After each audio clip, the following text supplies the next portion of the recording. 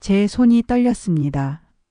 지갑을 여는 순간 안에 끼워둔 낡은 사진 한 장이 살짝 모습을 드러냈습니다.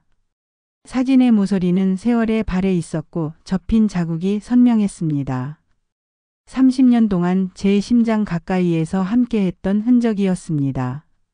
그리고 10살쯤 되어 보이는 소년이 그 사진을 보더니 제게 물었습니다. 할아버지, 왜 우리 엄마 사진을 가지고 있어요? 그 순간 제 70년 인생이 멈췄습니다. 심장이 터질 듯 뛰었고 귀에서는 윙윙거리는 소리가 들렸습니다. 주변의 모든 소음이 사라졌습니다.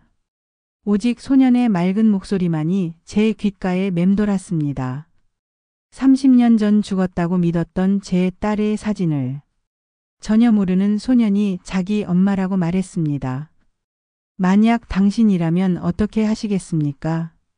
오늘 저는 30년간 감춰졌던 거대한 비밀을 폭로하려고 합니다. 이 이야기의 끝에는 충격적인 반전이 기다리고 있습니다. 절대 놓치지 마세요. 저는 임상훈입니다. LK그룹의 회장이죠. 고급 벤츠 S클래스가 강남 한복판을 천천히 지나가고 있었습니다. 차창 밖으로는 6월의 뜨거운 햇살이 쏟아지고 있었고 빌딩 숲 사이로 사람들이 분주하게 오가고 있었습니다. 창밖으로 시선을 던진 채 저는 깊은 생각에 잠겨 있었습니다. 오후 3시였습니다. 방금 끝난 미팅은 순조로웠습니다. 3천억 규모의 신규 프로젝트 계약이 성사되었고 이 사진들은 제게 축하 인사를 건넸습니다. 하지만 제 마음속에는 묘한 공허함만이 남아 있었습니다. 미팅이 끝난 후였습니다.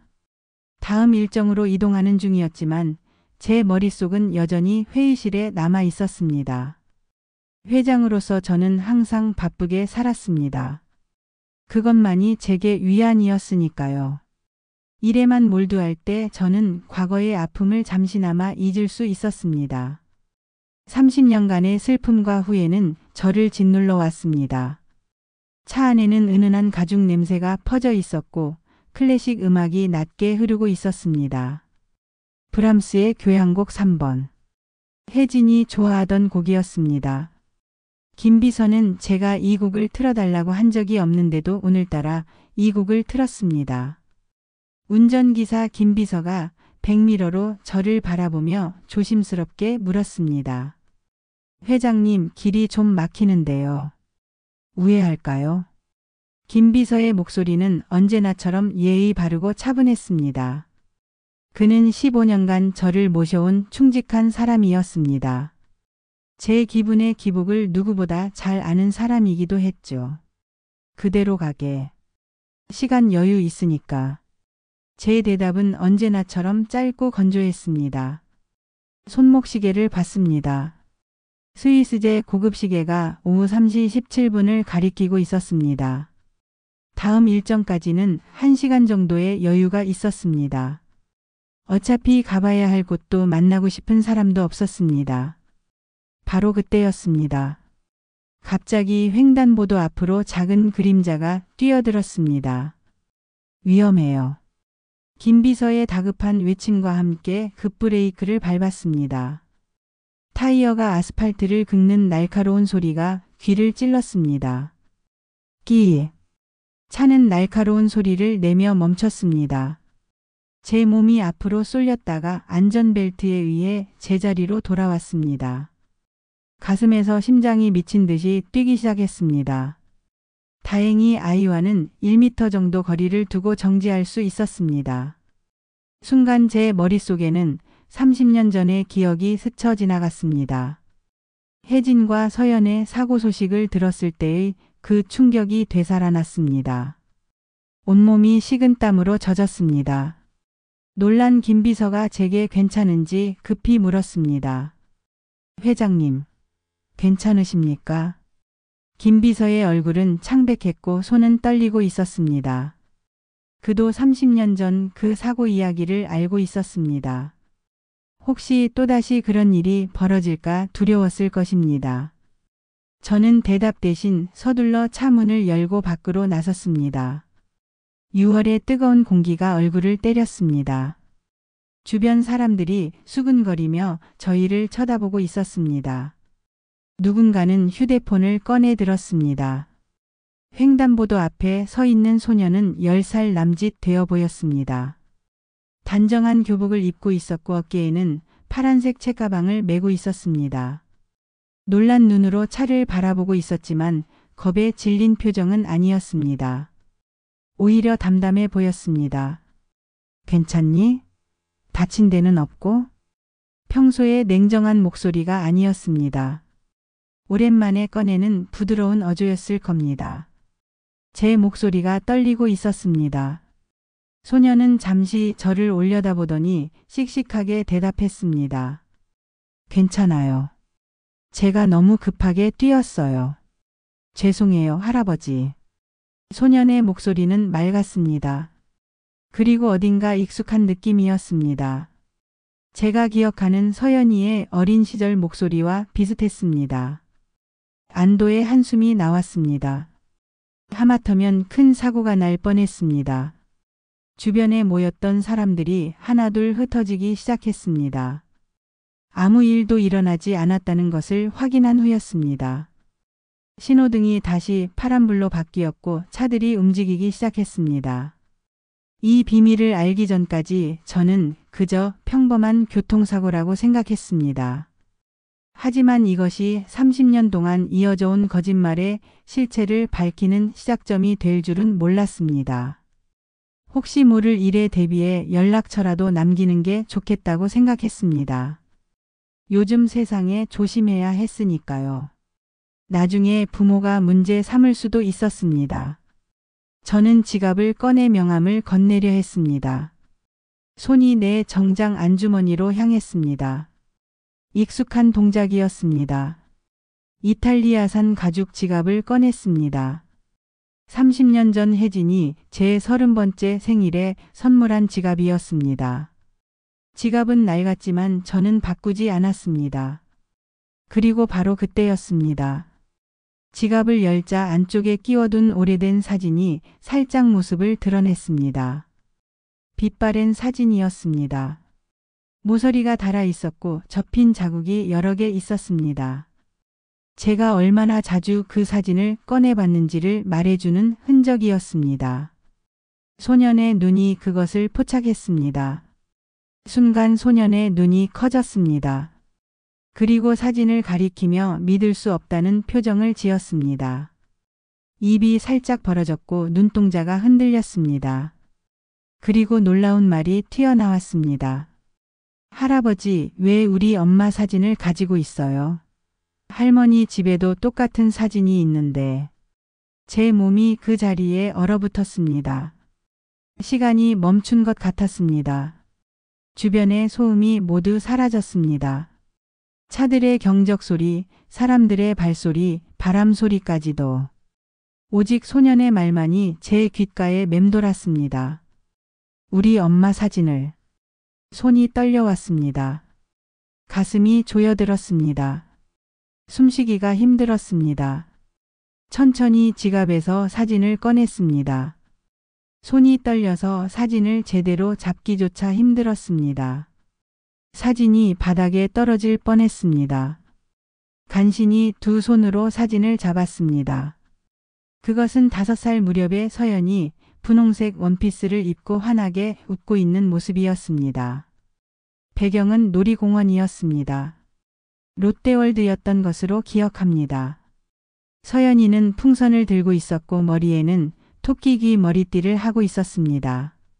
혜진이 직접 사진을 찍었고 저는 옆에서 서연이를 안고 있었습니다. 바로 30년 전 제가 마지막으로 본 제 딸 서연의 모습이었습니다.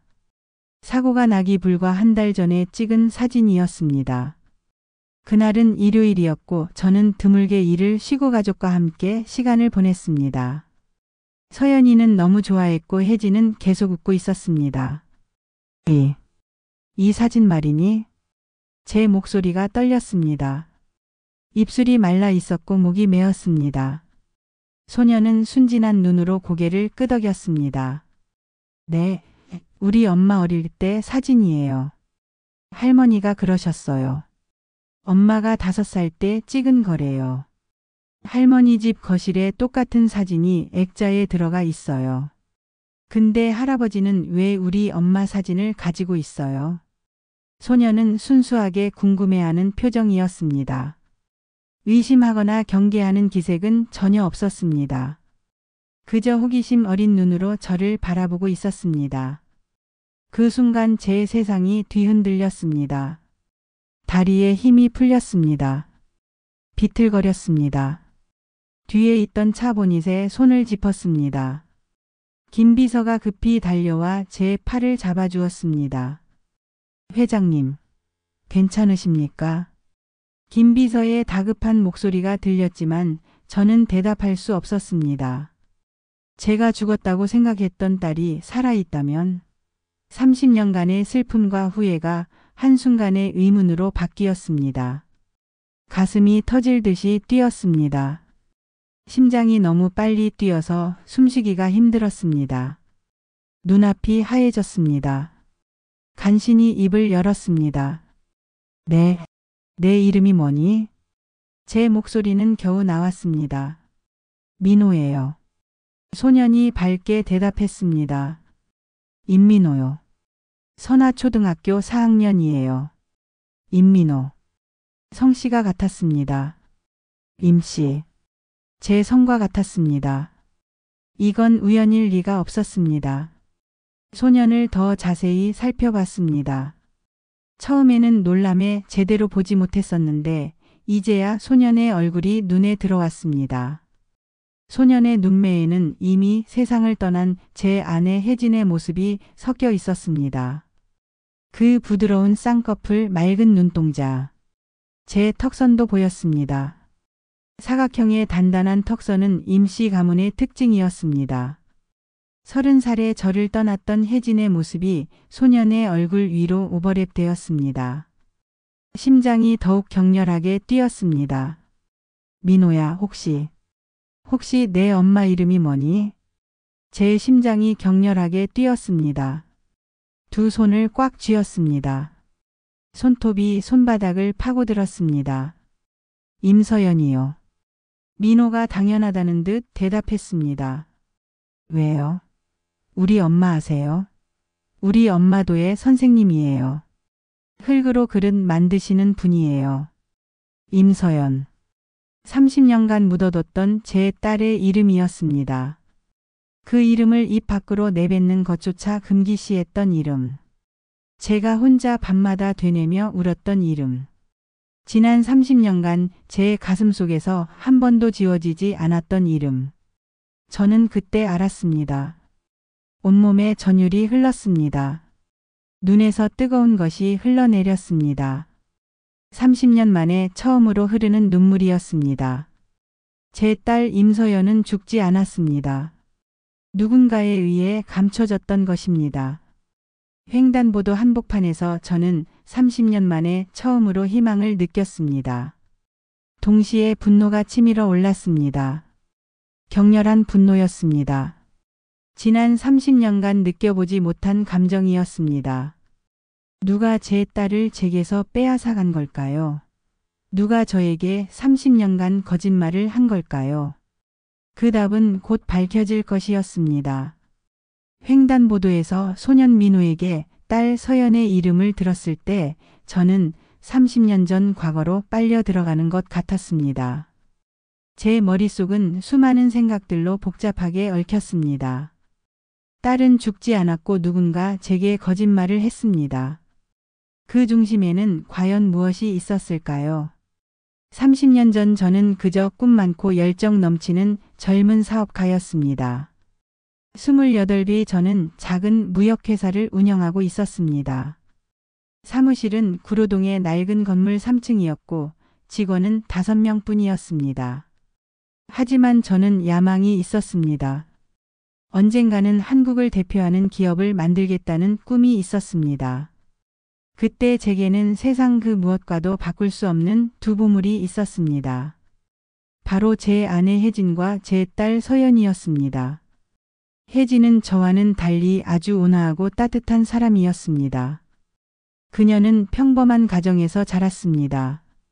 아버지는 중학교 교사였고 어머니는 가정주부였습니다. 혜진은 초등학교 교사로 일했고 아이들을 무척 사랑했습니다. 우리는 친구의 소개로 만났습니다. 첫 만남은 명동의 작은 카페였습니다. 혜진은 하늘색 원피스를 입고 있었고 수줍은 미소를 지었습니다. 그 미소에 저는 단번에 마음을 빼앗겼습니다. 제가 사업 때문에 밤늦게 들어와도 항상 웃는 얼굴로 저를 맞아주었습니다. 여보, 오늘도 수고했어요. 밥 차려놨어요. 빨리 씻고 드세요. 혜진은 제가 아무리 늦게 들어와도 불평하지 않았습니다. 새벽 2시에 들어와도 그녀는 거실에서 책을 읽으며 저를 기다리고 있었습니다. 따뜻한 밥과 국이 식탁에 준비되어 있었고 그녀는 옆에 앉아 제 이야기를 들어주었습니다. 저희는 30살에 결혼해 5살짜리 딸 서연을 두었습니다. 서연이는 혜진의 밝은 미소와 저의 굳건한 눈빛을 똑같이 물려받은 세상에서 가장 사랑스러운 아이였습니다. 서연이가 태어난 날을 저는 지금도 생생히 기억합니다. 1995년 봄 4월 7일이었습니다. 벚꽃이 만발한 날이었습니다. 병원 분만실 앞에서 저는 초조하게 기다리고 있었습니다. 혜진의 비명소리가 들렸고 저는 문을 열고 들어가고 싶었지만 간호사가 막았습니다. 그리고 드디어 아기의 울음소리가 들렸습니다. 작고 힘찬 울음소리였습니다. 축하드립니다. 건강한 여자아이입니다. 간호사가 하얀 천에 쌓인 작은 생명을 제게 건넸습니다. 서연이는 눈을 꼭 감고 작은 주먹을 쥐고 있었습니다. 제 손가락만 한 주먹이었습니다. 서연아, 안녕. 아빠야. 제가 속삭이자 서연이가 눈을 살짝 떴습니다. 검은 눈동자가 저를 바라봤습니다. 그 순간 제 심장이 녹아내렸습니다. 30년 전 그 시절 저희 가족은 강북의 작은 아파트에서 살았습니다. 성북구의 오래된 아파트였습니다. 25평짜리 아파트였고 월세였습니다. 비록 지금처럼 화려한 대저택은 아니었지만 그 어떤 궁궐보다도 행복했습니다. 토요일 아침이면 혜진은 서연이와 함께 근처 시장에 장을 보러 갔습니다. 저는 사무실에 나가야 했지만 가끔은 함께 갔습니다. 서연이는 제 어깨 위에 올라타 신이 났고 혜진은 옆에서 웃으며 걸었습니다. 아빠, 저기 붕어빵 사줘요. 그래, 우리 서연이 붕어빵 좋아하지? 네, 크림 붕어빵이요. 그런 평범한 순간들이 제게는 전부였습니다. 저는 회사를 막 키워가던 때라 눈코 뜰 새 없이 바빴습니다. 사업은 점점 커져갔습니다. 처음 5명이던 직원이 20명으로 늘었고 사무실도 더 넓은 곳으로 이전했습니다. 거래처도 늘어났습니다. 국내뿐 아니라 중국, 일본과도 거래를 시작했습니다. 하지만 성공은 대가를 요구했습니다. 밤샘 근무는 일상이었고 주말에도 출장 가는 일이 많았습니다. 어느 날 혜진이 걱정스러운 표정으로 저를 바라봤습니다. 그날은 서연이의 유치원 재롱잔치가 있는 날이었습니다. 서연이는 백설공주 역할을 맡았고 한 달 내내 연습했습니다. 집에서도 계속 노래를 불렀습니다. 아빠, 오늘 꼭 와야 해요. 제가 백설공주 해요. 그래, 아빠가 꼭 갈게. 저는 약속했습니다. 하지만 그날 오전 중요한 미팅이 잡혔습니다. 일본 바이어와의 미팅이었고 수십억 원 규모의 계약이었습니다. 여보, 또 밤샘이야? 오늘은 서연이 유치원 재롱잔치인데. 혜진의 목소리에는 실망감이 섞여 있었습니다. 그녀의 눈은 촉촉이 젖어 있었습니다. 하지만 저는 냉정하게 대답했습니다. 혜진아, 이 프로젝트만 성공하면 우리가 더 좋은 집에 살 수 있어. 서연이에게 더 좋은 환경을 만들어줄 수 있고. 돈을 벌어야지. 사랑만으로는 안 돼. 나도 가고 싶지만 이 미팅을 놓치면 안 돼. 혜진은 아무 말도 하지 못하고 돌아섰습니다. 그녀의 어깨가 떨렸습니다. 울고 있는 것 같았습니다. 하지만 저는 그녀를 안아주지 않았습니다. 대신 가방을 들고 현관문을 나섰습니다. 그날 저녁 집에 돌아왔을 때 서연이는 이미 잠들어 있었습니다. 백설공주 의상을 입은 채로 침대에 누워 있었습니다. 손에는 제가 주기로 했던 꽃다발을 그린 그림을 쥐고 있었습니다. 아빠가 무나서 많이 울었어요. 혜진이 조용히 말했습니다. 제 가슴이 아팠지만 저는 변명했습니다. 미안해. 다음엔 꼭 갈게. 이번 계약으로 우리 서연이한테 더 좋은 걸 해줄 수 있어. 하지만 다음번은 오지 않았습니다. 저는 돈을 버는 것이 가족을 위한 최선이라고 굳게 믿었습니다. 하지만 이제 와서 깨닫는 사실은 그때 제가 서연이와 혜진에게 필요했던 것은 돈이 아니라 함께하는 시간이었다는 것입니다. 저의 사업이 급성장하면서 저희 가족에게도 그림자가 드리워지기 시작했습니다. 그 그림자는 바로 저의 어머니 김영숙 여사였습니다. 김영숙 여사는 전통 있는 명문가의 딸로 저의 사업 성공에 큰 도움을 주었습니다. 어머니의 집안은 대대로 사업을 해온 가문이었습니다. 할아버지는 일제강 점기에 방직 공장을 운영했고 해방 후에는 무역업으로 큰 재산을 모았습니다. 어머니는 그 재산을 물려받았고 제 사업 초기 자금의 상당 부분을 지원해 주었습니다. 하지만 어머니는 대가를 요구했습니다. 하지만 혜진을 며느리로 인정하지 않았습니다. 상훈아, 내 곁에는 너에게 걸맞은 여자가 있어야 한다.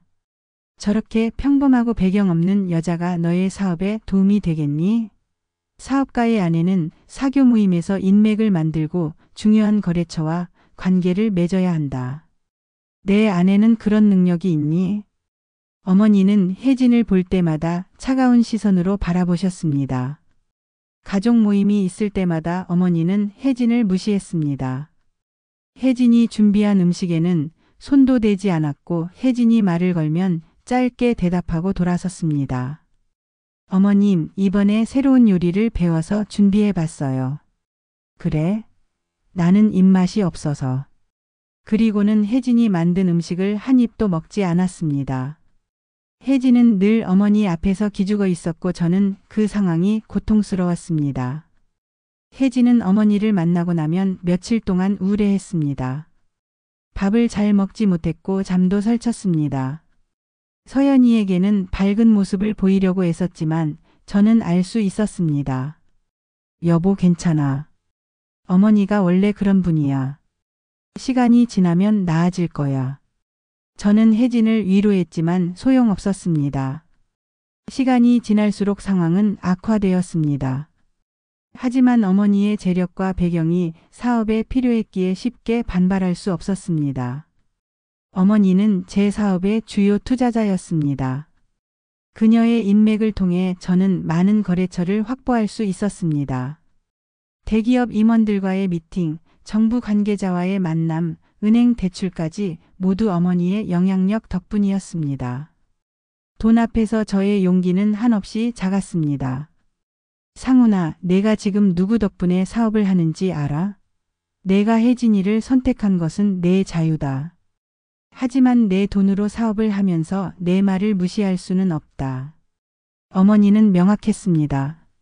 돈과 혜진 중에서 선택하라는 것이었습니다. 서연의 5번째 생일날 가족 간의 갈등은 최고조에 달했습니다. 그날은 4월 7일이었습니다. 토요일 오후였고 작은 파티를 준비했습니다. 혜진은 아침부터 케이크를 준비했습니다. 서연이가 가장 좋아하는 딸기 케이크였습니다. 서연이는 새로 산 분홍색 원피스를 입고 있었고 머리에는 왕관을 쓰고 있었습니다. 아빠, 저 예쁘죠? 그럼 우리 서연이가 세상에서 제일 예뻐. 저는 서연이를 안아 올렸고 서연이는 깔깔 웃었습니다. 하지만 어머니가 도착하면서 분위기가 바뀌었습니다. 서연이가 가장 좋아하는 케이크를 들고 온 혜진에게 어머니가 또다시 냉랭하게 말씀하셨습니다. 상훈아, 내 방으로 잠깐 와봐라. 어머니는 제 방으로 들어갔고 저도 따라 들어갔습니다. 문을 닫자 어머니는 바로 본론을 꺼냈습니다. 다음 주에 상훈이에게 소개해줄 여자가 있다. 삼성 이사의 딸이야. 명문대 나왔고 미국에서 MBA를 했어. 너에게 딱 맞는 여자야. 내가 자리를 비켜주는 것이 상훈이에게도 내 딸에게도 최선일 것이다. 어머니는 혜진에게 직접 말하지 않았지만 목소리가 컸습니다.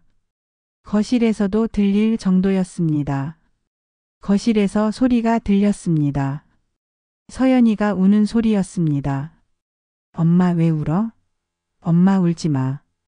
제가 급히 나가자 혜진은 눈물을 글썽이며 서연이를 안고 방으로 들어갔습니다. 저는 어머니에게 분노했지만 어머니는 오히려 저를 탓했습니다.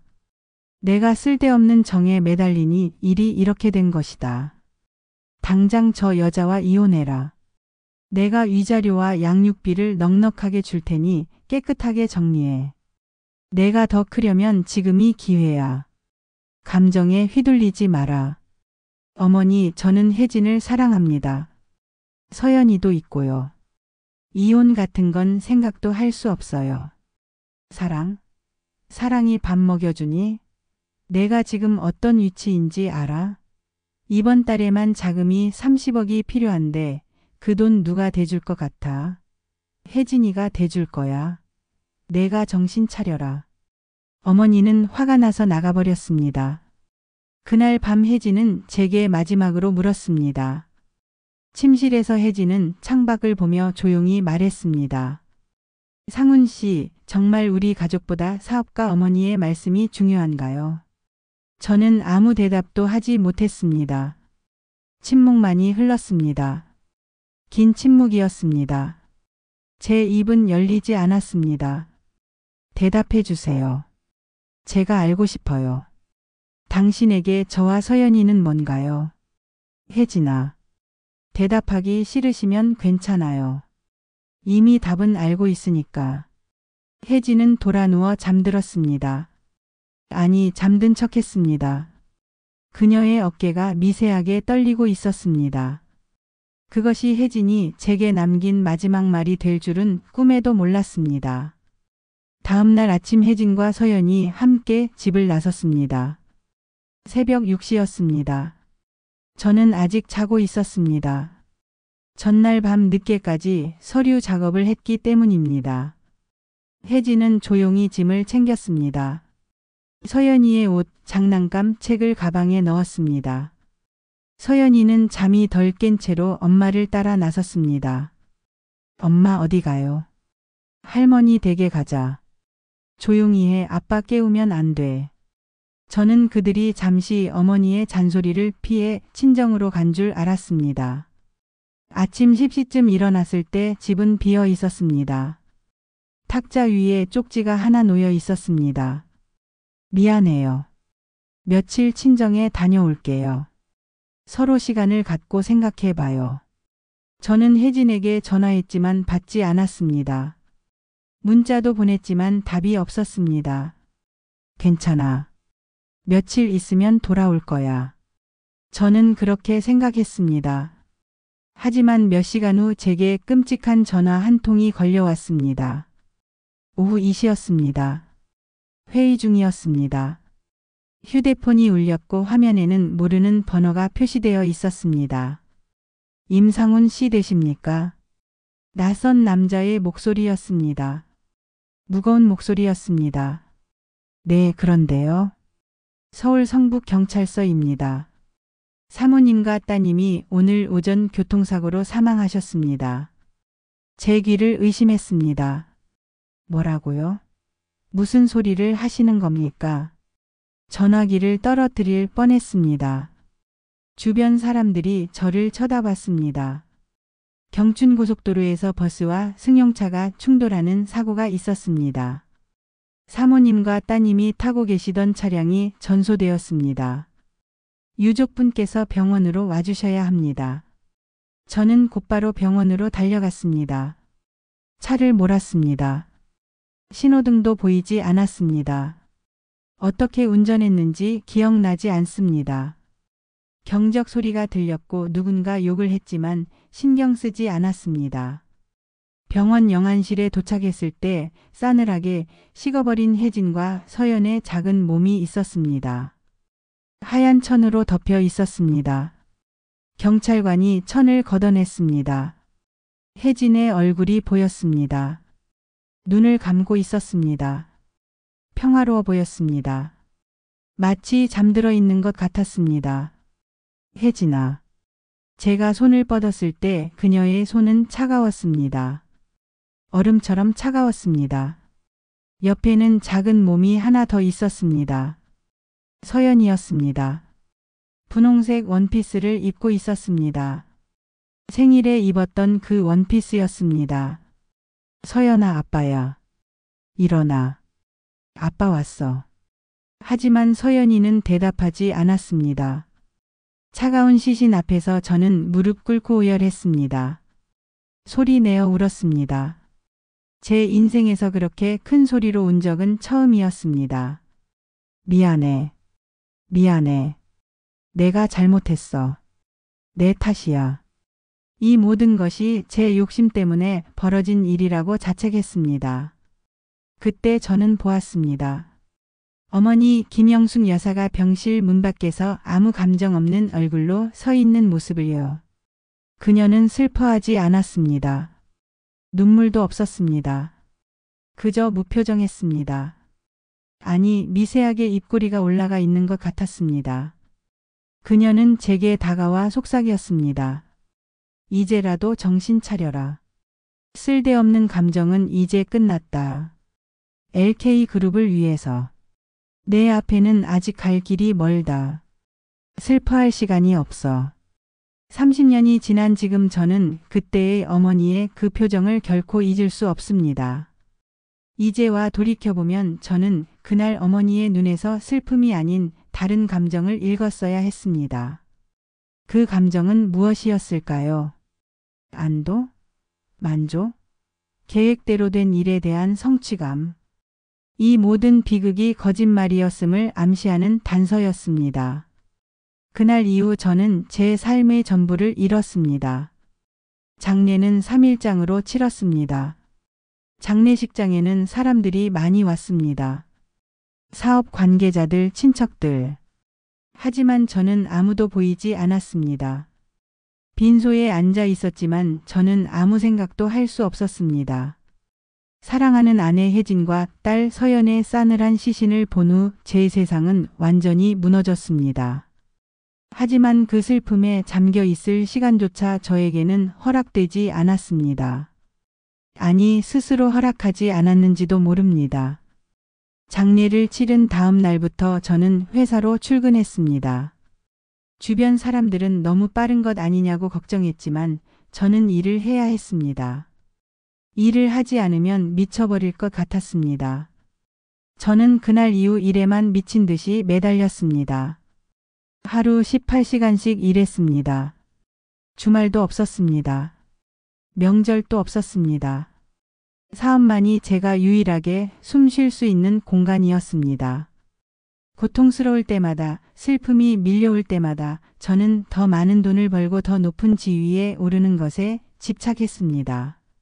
성공은 제 고통을 잊게 해주는 강력한 마약과도 같았습니다. 5년 후 제 회사는 중견기업이 되었습니다. 10년 후에는 대기업 반열에 올랐습니다. 20년 후에는 재계 순위 10위권에 들어갔습니다. 하지만 성공할수록 저는 더 공허해졌습니다. 어머니 김영숙 여사는 이 비극을 LK그룹의 발전을 위한 기회로 삼았습니다. 어머니는 제 옆에서 그림자처럼 저를 조종했습니다. 상훈아, 내가 슬픔에 빠져 있을 때가 아니다. 사업을 확장해라. LK그룹을 세계적인 기업으로 만들어야 한다. 그게 내 아내와 딸에 대한 진정한 추모야. 그들이 바라던 것도 내 성공이었을 거야. 어머니의 냉철한 조언 아래 저는 무서운 속도로 사업을 키워나갔습니다. 저는 더 이상 감정을 가진 사람이 아니었습니다. 회의실에서는 냉철한 판단력만을 가진 기계였고 집에서는 과거의 유령에 갇힌 고독한 존재였습니다. 재혼? 생각해 본 적도 없었습니다. 여자를 만나자는 제안도 많았지만 모두 거절했습니다. 회장님, 좋은 분이 계신데 한번 만나보시는 게 어떠세요? 필요 없네. 제 대답은 항상 짧았습니다. 주변 사람들은 저를 피도 눈물도 없는 임상훈 회장이라고 불렀습니다. 협상 테이블에서 저는 무자비했습니다. 경쟁사를 무너뜨리는데 주저하지 않았습니다. 이익을 위해서라면 수단과 방법을 가리지 않았습니다. 회장님, 이렇게 하면 중소기업들이 많이 힘들어집니다. 그게 내 알바인가? 사업은 전쟁이야. 약한 자는 도태되는 거지. 하지만 그들은 몰랐습니다. 제 눈물과 피는 30년 전 사고 현장에서 이미 혜진과 서연과 함께 말라버렸다는 것을요. 밤마다 저는 술을 마셨습니다. 혼자서 고급 위스키를 한 병씩 비웠습니다.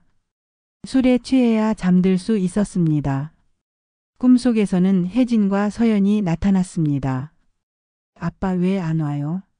재롱잔치 오기로 약속했잖아요. 미안해, 서연아.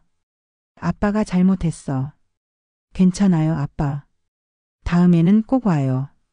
하지만 다음은 오지 않았습니다. 30년을 그렇게 살았습니다. 민호에게 명함을 건네주며 말했습니다. 손이 여전히 떨렸지만 명함 케이스를 꺼냈습니다. 금색 케이스에는 LK그룹 회장 임상훈이라고 새겨져 있었습니다. 민호야, 혹시 나중에라도 엄마한테 이 할아버지 아냐고 꼭 물어봐 주겠니? 그리고 혹시 말해줄 수 있다면 엄마 휴대폰 번호를 알려주렴. 제 목소리는 간절했습니다. 애원하는 듯한 목소리였습니다. 70년 인생을 살면서 이렇게 낮은 자세로 부탁해 본 적이 없었습니다. 민호는 잠시 고개를 갸웃거리더니 순수한 눈으로 저를 바라보며 말했습니다. 할아버지, 우리 엄마 아세요? 저희 엄마는 유명하신 분이 아닌데. 아니, 그냥.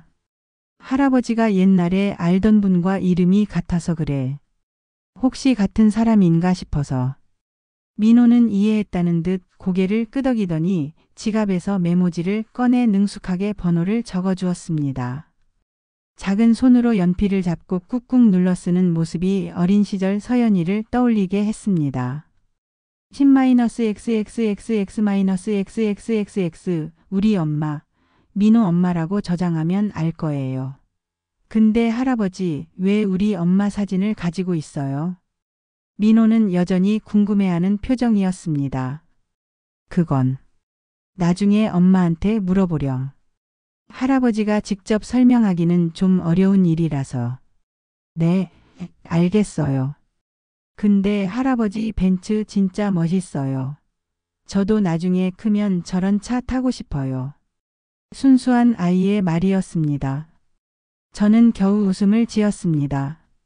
그래, 열심히 공부하면 탈 수 있을 거야. 저는 그 작은 메모지를 마치 보물처럼 주머니 깊숙이 넣었습니다. 종이의 촉감이 느껴졌습니다. 연필로 쓴 글씨가 조금 번져 있었지만 선명하게 읽을 수 있었습니다. 차에 돌아와 앉았지만 저는 도무지 안정을 찾을 수가 없었습니다. 김 비서가 백미러로 저를 보며 조심스럽게 물었습니다. 회장님, 괜찮으십니까? 얼굴이 많이 안 좋으신데 병원으로 갈까요? 아니, 괜찮아. 잠시 시간이 필요해. 김 비서에게 운전을 멈추라고 했습니다. 여기 주차장에 들어가서 잠시 멈춰줘. 차는 근처 빌딩 지하 주차장으로 들어갔습니다. 어두운 주차장에 차가 멈췄습니다. 주머니에서 민호가 적어준 번호를 꺼냈습니다. 작은 메모지를 펼쳤습니다. 연필로 쓴 숫자들이 보였습니다. 아이의 삐뚤빼뚤한 글씨였지만 제게는 세상에서 가장 소중한 글씨였습니다. 30년간 얼어붙었던 제 심장이 다시 뛰기 시작했습니다. 이 번호가 제 딸 서연에게 연결된다면 제 삶은 다시 시작될 수 있을까요? 아니면 30년 동안 제가 믿었던 모든 것이 거짓이었다는 충격적인 진실에 직면하게 될까요? 심호흡을 했습니다. 한 번, 두 번, 세 번. 손가락이 떨렸지만 주저할 수 없었습니다. 휴대폰을 꺼냈습니다. 최신형 스마트폰이었지만 제게는 낯설었습니다. 비서가 대부분의 전화를 받아주었기 때문에 직접 전화를 거는 일이 거의 없었습니다. 숫자를 하나씩 눌렀습니다. 손이 떨려서 잘못 누를 뻔했습니다. 지우고 다시 눌렀습니다. 그 번호로 전화를 걸었습니다. 통화 버튼을 눌렀습니다. 전화 연결음이 울리는 몇 초의 시간이 제게는 30년의 시간처럼 느껴졌습니다. 뚜, 뚜, 뚜. 심장이 미친 듯이 뛰었습니다. 귀에서 피가 도는 소리가 들렸습니다. 받아라. 제발 받아라. 속으로 기도했습니다. 무신론자였던 제가 신에게 기도하고 있었습니다. 네 번째 신호음이 울렸습니다. 그때 전화가 연결되었습니다. 드디어 낯선 여자의 목소리가 들려왔습니다. 여보세요. 그 목소리는 차분했지만 제 귀에는 천둥처럼 울렸습니다. 온몸에 전율이 흘렀습니다. 이 목소리. 혜진의 목소리와 비슷했습니다. 아니, 똑같지는 않지만 어딘가 닮아 있었습니다. 간신히 입을 열었습니다. 혹시 임서연 씨 되십니까? 제 목소리는 떨렸습니다. 상대방은 잠시 침묵했습니다. 몇 초의 침묵이었지만 영원처럼 느껴졌습니다. 그리고 낮은 목소리로 대답했습니다. 네, 맞는데요. 누구시죠? 저를 어떻게 아세요? 혹시 민호 학교 관계자세요? 확신했습니다. 이 목소리의 주인공은 바로 제가 30년 전에 잃었던 줄 알았던 제 딸 임서연이었습니다. 비록 30년의 시간이 흘렀지만 왠지 모르게 제 아내 혜진의 목소리가 섞여 있는 듯한 느낌이었습니다. 말투도 억양도 심지어 숨쉬는 소리까지도. 눈물이 흘렀습니다. 제 뺨을 타고 뜨거운 눈물이 흘러내렸습니다. 70세 노인이 차 안에서 혼자 울고 있었습니다. 숨을 고르고 최대한 침착하게 말했습니다. 저는 LK그룹의 회장 임상훈이라고 합니다. 실은 오늘 낮에 따님 민호를 횡단보도 앞에서 만났습니다.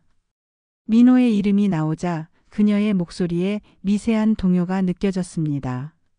네? 민호를요? 혹시 무슨 일 있으신가요? 사고라도 난 건가요? 걱정하는 엄마의 목소리였습니다.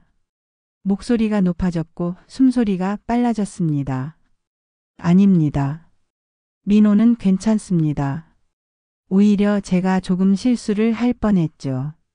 제 차가 횡단보도에서 급정거를 해서 민호가 놀랐을 수도 있습니다.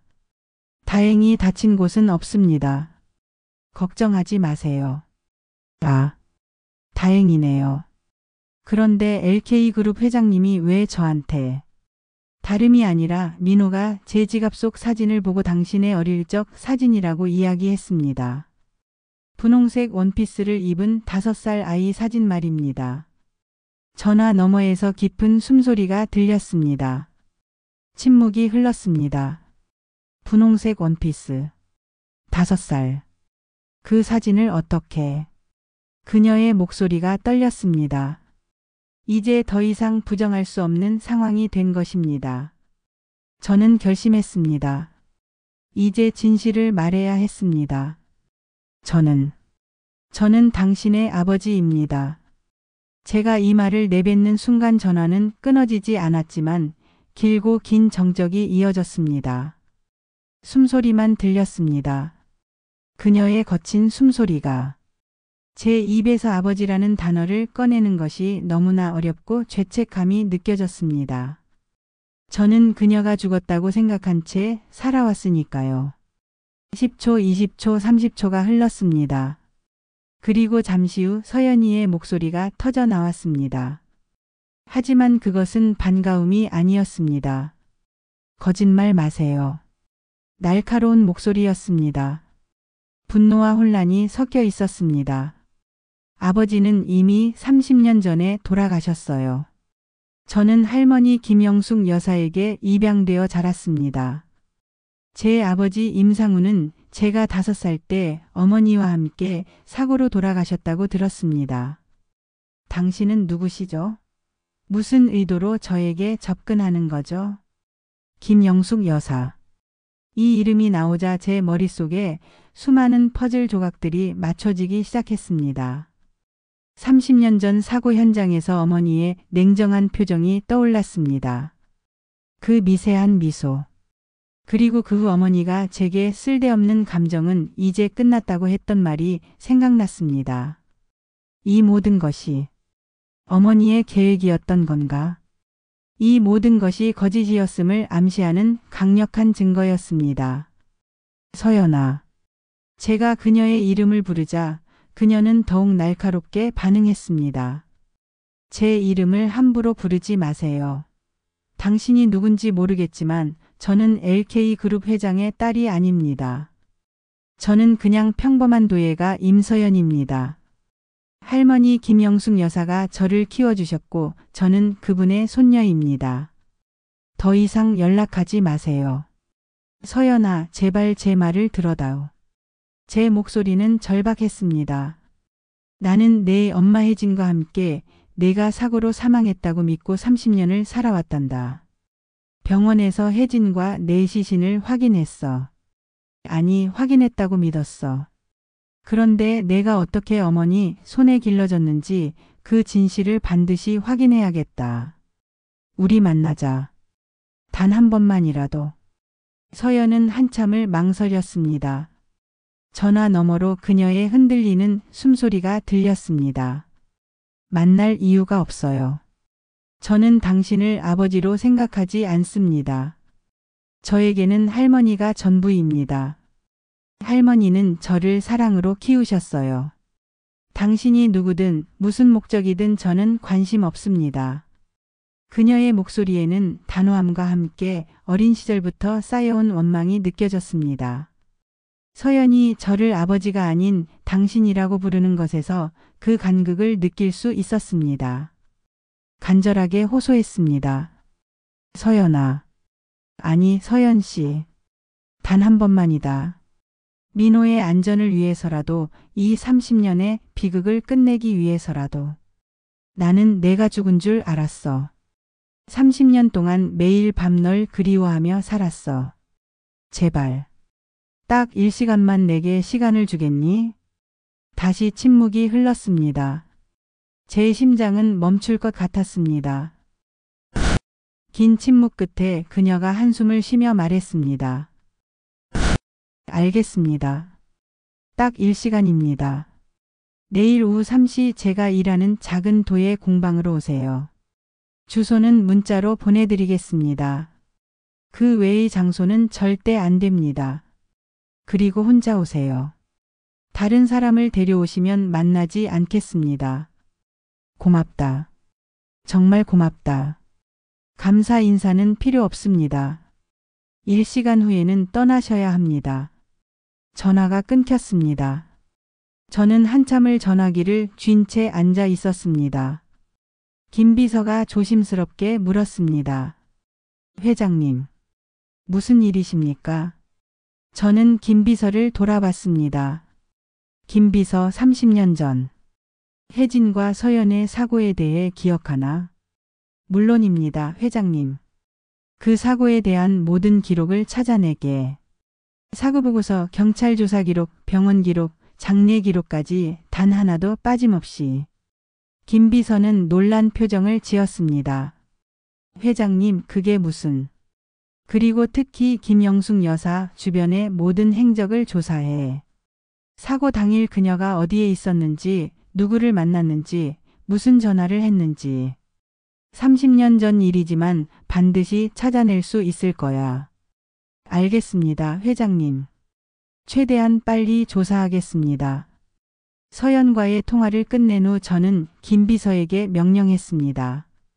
김 비서, 당장 30년 전 혜진과 서연의 교통사고 수사 기록과 장례 기록을 단 하나도 빠짐없이 찾아내게.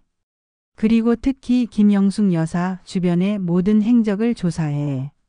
저는 이제 이 거대한 거짓말의 배후에 어머니가 있다는 것을 거의 확신했습니다. 어머니가 30년 전 혜진과 저를 갈라놓기 위해 이혼을 종용했다는 사실이 떠올랐습니다. 그리고 제 곁에서 서연의 존재까지 완전히 지워버렸다는 사실이 말입니다. 이 모든 것이 권력과 탐욕이 빚어낸 비극이었습니다. 그날 밤 저는 잠을 이루지 못했습니다. 펜트하우스 침실에 누워 천장을 바라봤습니다. 30년간 혼자 살아온 이 넓은 집은 너무 조용했습니다. 서연이 30년 동안 어떻게 살았을까? 혜진아, 미안해. 내가 너희를 지키지 못했어. 새벽 4시가 되어서야 겨우 잠이 들었습니다. 다음 날 오전 김 비서가 제 집무실로 들어왔습니다. 두툼한 파일을 들고 있었습니다. 밤을 새워 조사한 흔적이 역력했습니다. 눈 밑에 다크서클이 있었고 와이셔츠는 구겨져 있었습니다. 회장님, 조사 결과입니다. 김 비서는 파일을 책상 위에 조심스럽게 올려놓았습니다. 저는 천천히 파일을 펼쳤습니다. 첫 페이지는 30년 전 교통사고 보고서였습니다. 노란색으로 변색된 오래된 문서의 복사본이었습니다. 1995년 4월 8일 오전 10시 27분 경춘고속도로 상행선 37km 지점에서 버스와 승용차 충돌 사고 발생. 제 손이 떨렸습니다. 혜진과 서연이 마지막으로 숨을 쉬던 그 시간. 사망자 운전자 박오남 45세, 동승자 임혜진여 30세. 사망 확인 시각 오전 11시 15분. 그런데 이상한 점이 있었습니다. 서연이는? 제가 물었습니다. 여기를 보십시오, 회장님. 김 비서가 다음 페이지를 넘겼습니다. 임서연여 오세은 실종으로 처리되었습니다. 차량 전소로 인해 시신 발견되지 않음. 사고 3일 후 사망 간주 처리. 실종? 시신이 발견되지 않았다고? 제 목소리가 높아졌습니다. 네, 회장님. 그런데 이상한 점은 장례 기록입니다. 회장님께서는 혜진 여사와 서연 양 두 분의 합동 장례를 치르신 것으로 기록되어 있습니다. 그럼 서연이의 시신은 어떻게? 없었습니다, 회장님. 빈관이었을 가능성이 큽니다. 당시 회장님께서는 극심한 충격으로 제대로 확인하지 못하셨을 것입니다. 제 머릿속이 복잡해졌습니다.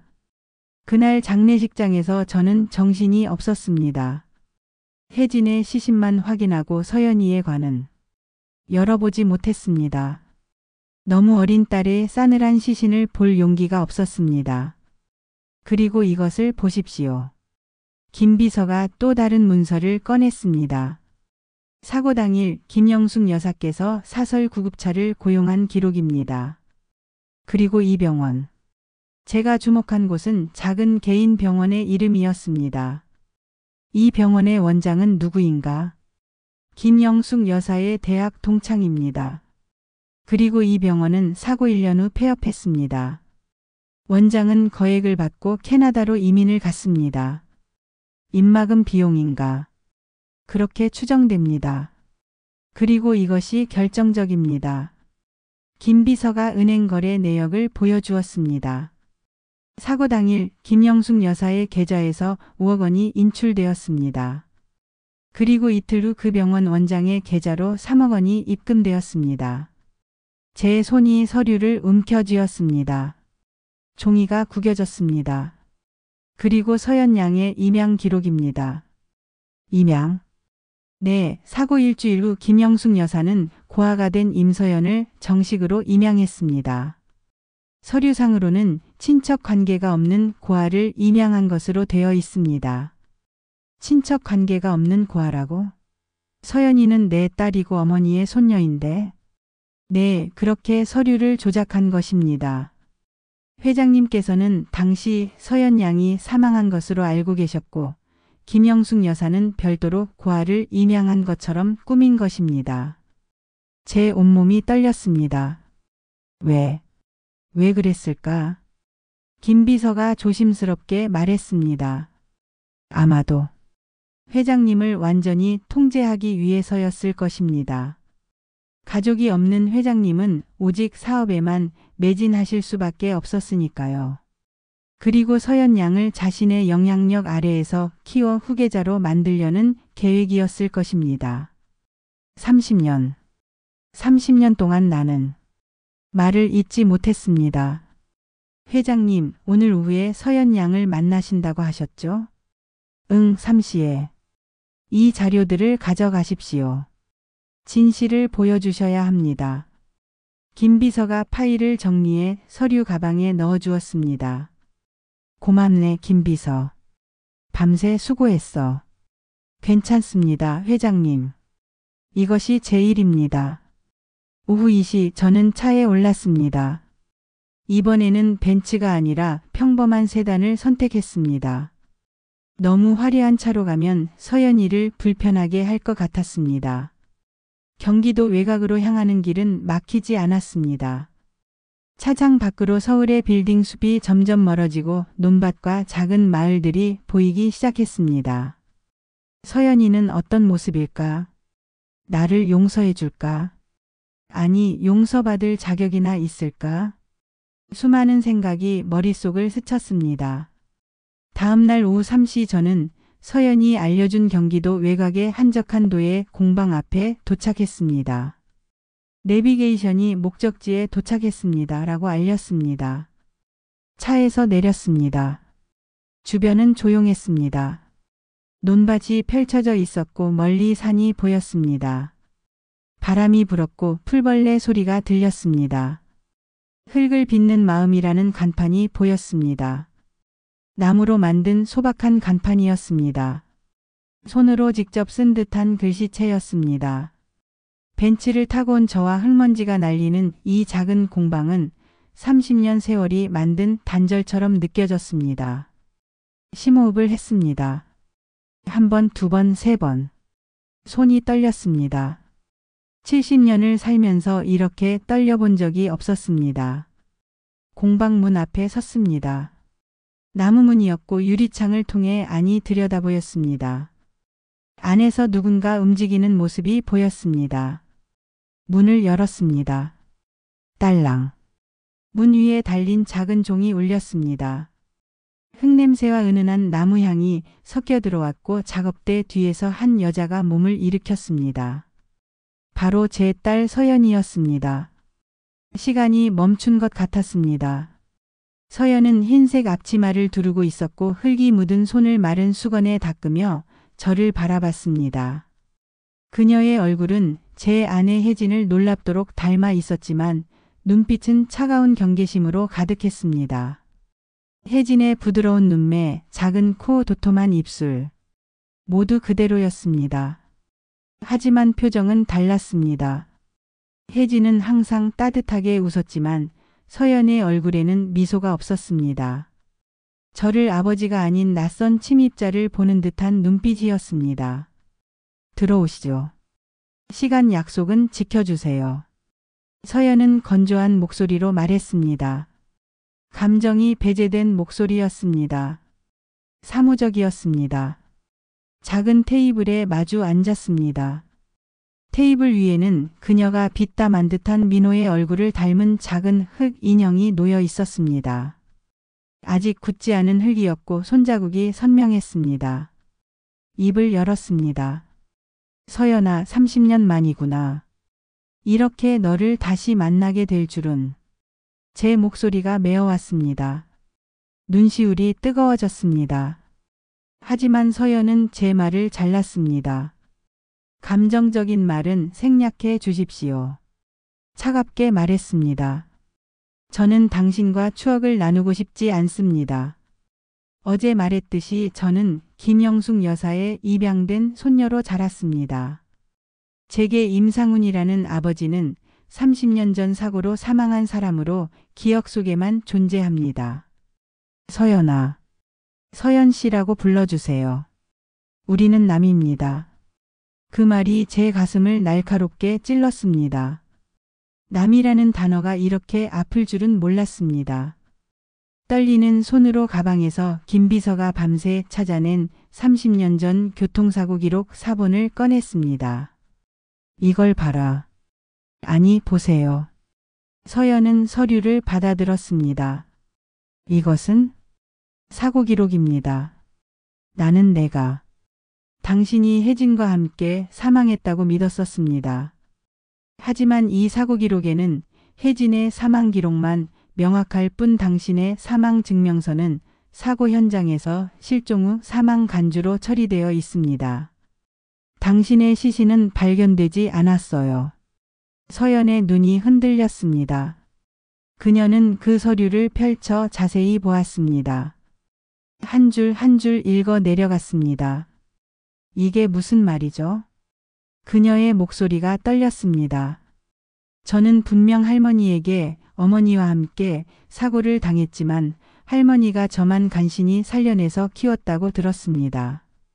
할머니는 저에게 그렇게 말씀하셨어요. 제가 깨어났을 때 병원에서 할머니가 제 손을 잡고 계셨고 엄마는 이미 돌아가셨다고 하셨어요. 고개를 저었습니다. 아닙니다.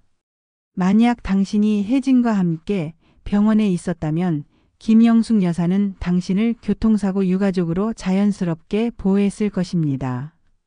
하지만 기록은 다릅니다. 당신의 어머니 혜진이 사고 현장에서 사망한 후 당신의 이름으로 별도의 임양 절차를 밟았다고 되어 있습니다. 준비한 또 다른 자료를 내밀었습니다. 이것을 보세요. 바로 30년 전 김영숙 여사가 비밀리에 고용한 사설 구급차 기록과 병원 관계자에게 지급된 거액의 입막음 비용에 대한 금융 기록이었습니다. 사고 당일 김영숙 여사는 5억 원을 인출했습니다. 그리고 이틀 후 사설병원 원장에게 3억 원을 입금했습니다. 이 병원은 1년 후 폐업했고 원장은 캐나다로 이민을 갔습니다. 서연은 서류를 보며 얼굴이 창백해졌습니다. 서연 씨. 사고 당일 당신의 어머니 혜진은 현장에서 사망했지만 당신은 목숨을 건졌습니다. 김영숙 여사는 당신이 살아있다는 것을 확인했고 저에게 알리지 않은 채 비밀리에 당신을 빼돌렸습니다. 그리고 혜진의 시신만으로 당신의 장례까지 치른 후 당신을 임양 절차를 밟아 키운 것입니다. 아니에요. 아니에요. 서연은 고개를 저었습니다. 믿고 싶지 않았을 것입니다. 할머니가 왜 그런 짓을 하셨겠어요? 할머니는 저를 사랑하셨어요. 저를 위해 모든 것을 해주셨어요. 정말 그럴까요?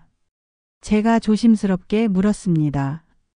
김영숙 여사는 당신을 사랑한 것이 아닙니다. 당신을 LK그룹의 도구로 만들려고 했습니다. 저에게는 가족이 없다고 믿게 만들어 오직 사업에만 몰두하게 했고 당신은 자신의 영향력 아래에서 키워 후계자로 만들려고 했던 것입니다. 서연은 충격에 휩싸여 말을 잇지 못했습니다. 손이 떨렸습니다. 서류를 쥔 손이 부들부들 떨렸습니다. 왜 그랬을까요? 그녀의 목소리는 작아졌습니다. 제가 어머니에게 손녀인데 왜 저에게 친아버지의 존재를 속이고 죽었다고 거짓말했을까요? 왜 저를 고하라고? 왜? 눈물이 흘러내렸습니다. 그녀의 뺨을 타고 눈물이 흘렀습니다. 김영숙 여사는 당신을 LK그룹의 후계자로 만들기 위해 친어머니의 존재까지 지웠습니다. 저에게는 재혼하여 새로운 후계자를 낳는 것을 원하지 않았습니다. 당신을 사고 유가족이 아닌 고아 출신의 임양 손녀로 키워 순수하게 자신의 영향력 아래 두려 했던 것입니다. 그리고 저에게는 가족의 정을 느끼지 못하게 하고 사업에만 몰두하도록 만들었습니다. 서연은 믿을 수 없다는 듯 울음을 터뜨렸습니다. 할머니는 저에게 항상 내가 우리 집안의 유일한 희망이다. 절대 아버지를 실망시키지 말아라라고 말씀하셨어요. 그녀가 흐느끼며 말했습니다.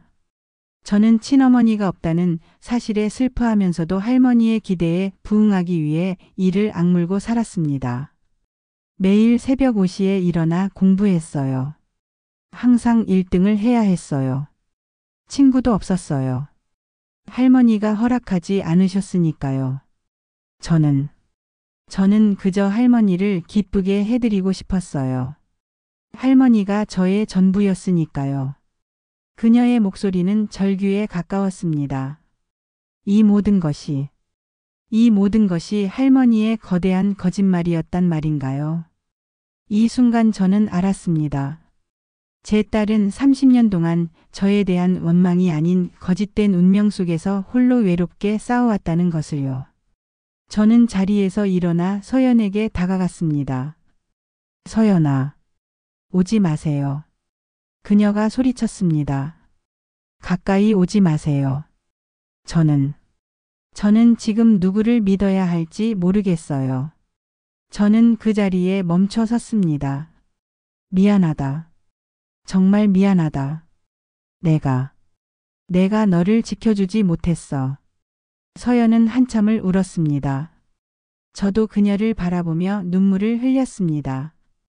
30년 만에 만난 아버지와 딸은 그렇게 각자의 자리에서 함께 울었습니다. 도예 공방에서의 만남은 제 심장을 갈기갈기 찢어 놓았습니다. 서연은 제가 상상했던 것 이상으로 고통스럽고 외로운 30년을 보냈습니다. 김영숙 여사가 그녀를 키운 방식은 사랑이 아닌 집착과 투자에 가까웠습니다. 서연이 진정되기를 기다렸습니다. 그녀는 한참을 울다가 화장실로 갔습니다. 물소리가 들렸고 10분쯤 후 그녀가 나왔습니다. 눈이 빨갛게 부어 있었습니다. 죄송합니다. 실례했습니다. 그녀가 담담하게 말했습니다. 아니야. 괜찮아. 다시 테이블에 앉았습니다. 조심스럽게 물었습니다. 서연아, 그동안 어떻게 지냈니? 김영숙 여사는 너를 어떻게 키웠니? 제 목소리에는 후회와 미안함이 가득했습니다. 서연은 눈물을 닦고 흙 묻은 손으로 흙 인형을 만지작거렸습니다. 잠시 침묵이 흘렀습니다. 그리고 그녀가 입을 열었습니다. 저는 태어날 때부터 LK그룹의 후계자로 키워졌어요. 그녀의 목소리는 담담했지만 그 안에는 깊은 슬픔이 담겨 있었습니다. 할머니는 항상 말씀하셨죠. 너는 다른 아이들과 다르다. 너의 존재는 LK그룹의 미래다. 내가 실패하면 모든 것이 무너진다. 그녀의 삶은 엄격한 규율과 교육으로 채워졌습니다. 5살 때부터 영어 과외를 받았어요. 피아노, 바이올린, 서예, 수학, 과학. 매일 5가지 이상의 수업이 있었어요. 5살에? 제가 놀라서 물었습니다. 네. 할머니는 조기 교육이 중요하다. 다른 아이들보다 앞서 나가야 한다고 하셨어요. 유치원도 다니지 않았어요. 집에서 개인 교사들에게만 배웠어요. 일반 학교보다는 소수 정예의 과외 선생님과 해외 유학이 주를 이루었습니다. 초등학교는 다녔나요? 네, 하지만 친구를 사귀는 건 허락되지 않았어요. 방과 후에는 바로 집으로 와야 했고 생일 파티나 소풍 같은 것도 갈 수 없었어요. 그런 건 시간 낭비다. 공부에 집중해라라고 하셨죠. 그녀에게는 친구도 평범한 일상도 허락되지 않았습니다. 김영숙 여사는 서연이 혹시라도 평범한 삶에 물들까 두려워했습니다. 중학교 때는 미국으로 유학을 보내셨어요. 기숙학교였죠. 명문 사립학교였지만 외로웠어요. 혼자였어요. 방학 때도 한국에 오지 않았어요. 할머니가 거기서 계속 공부해라라고 하셨으니까요. 고등학교도? 네, 역시 미국이었어요. 그리고 대학도 하버드에 갔어요. 할머니가 원하셨으니까요. 제가 원한 건 아니었어요. 그녀의 일과는 새벽 5시 기상밤 12시 취침에 빡빡한 일정으로 짜여 있었고 모든 과목에서 최고의 성적을 요구받았습니다. 새벽 5시에 일어나서 조깅을 했어요.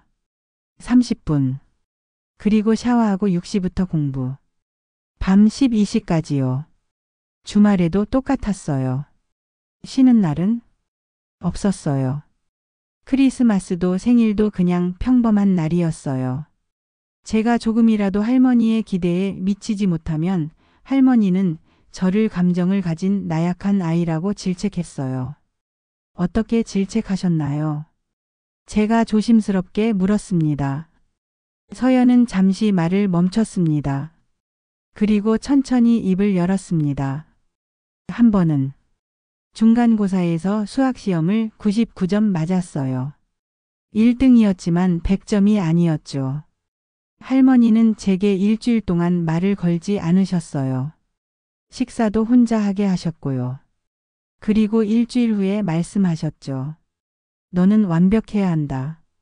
99점은 실패다. 제 가슴이 아팠습니다.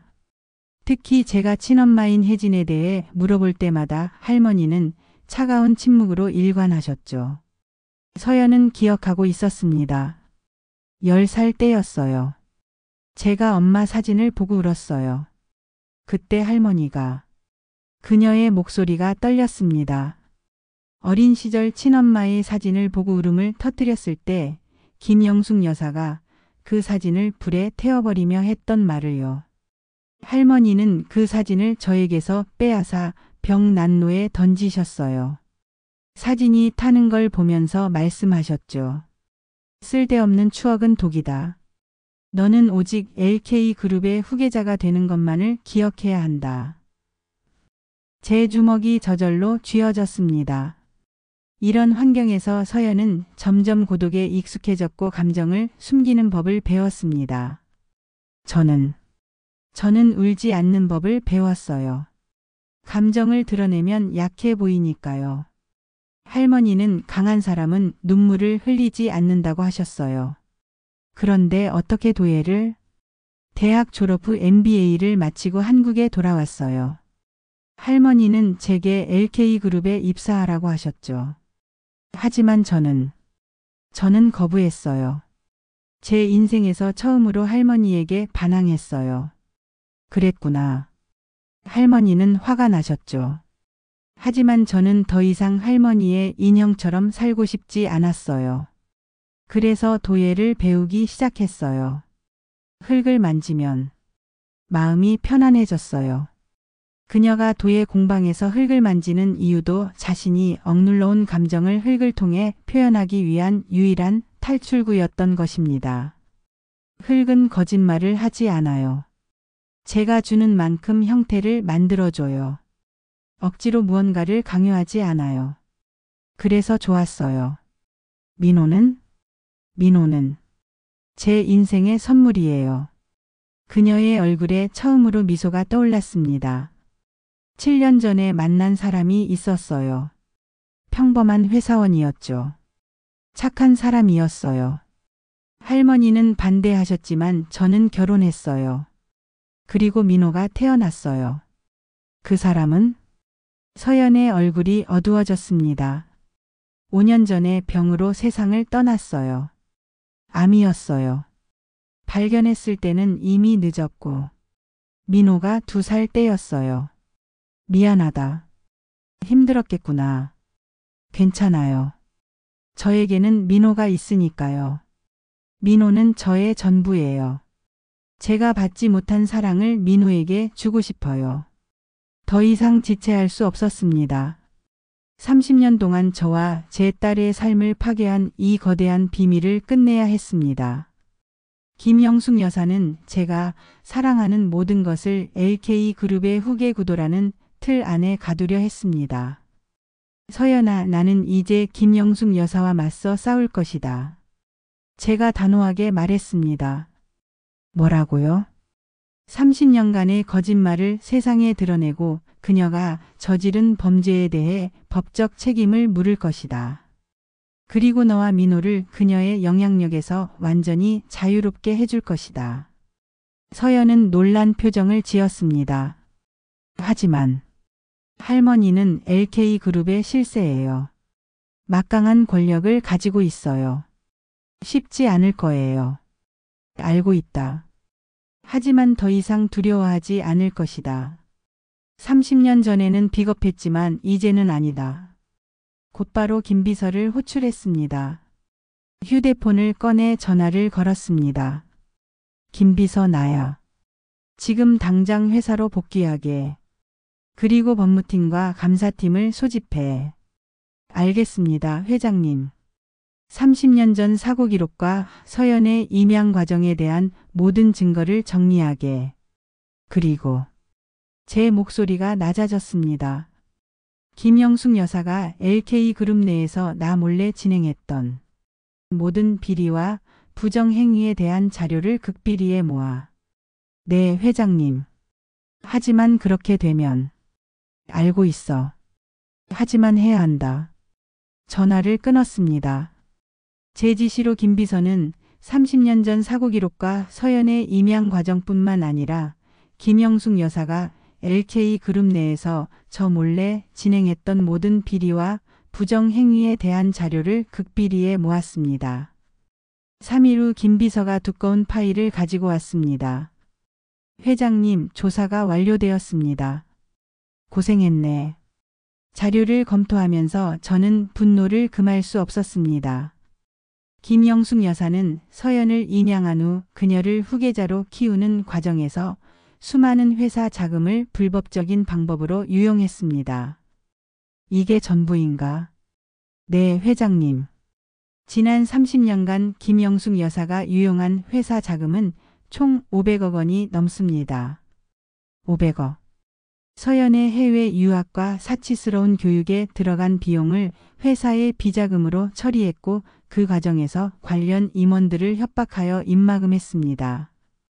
이 임원들의 명단도 있나? 네, 여기 있습니다. 총 15명입니다. 모두 김영숙 여사의 협박에 못 이겨 침묵했던 사람들입니다. 그들의 증언을 확보할 수 있겠나? 네, 이미 몇 명과 접촉했습니다. 그들도 더 이상 침묵하고 싶지 않다고 했습니다. 김비서, 이 모든 자료를 철저하게 분석하게. 이 자료가 바로 우리가 김영숙 여사의 30년 거짓말을 끝낼 가장 강력한 무기가 될 것이다. 알겠습니다, 회장님. 저는 이제 단순한 아버지가 아닌 LK그룹의 회장으로서 제 모든 권한과 권력을 사용하기로 결심했습니다. 제 목표는 단순히 서연을 되찾는 것이 아니라 거짓으로 쌓아 올린 김영숙 여사의 왕국을 무너뜨리고 진실을 바로 세우는 것이었습니다. 다음 날 아침 저는 LK그룹의 최고 경영진이 모이는 원래 회의에 김영숙 여사를 특별히 초대했습니다. 김비서 어머니께 회의 참석을 요청하게. 중요한 안건이 있다고 전해. 알겠습니다, 회장님. 하지만 김영숙 여사께서는 최근 몇 년간 회의에 참석하지 않으셨는데 그렇기 때문에 더욱 오셔야 한다고 강조하게. 회사의 미래가 걸린 문제라고. 회의실에는 팽팽한 긴장감이 흘렀습니다.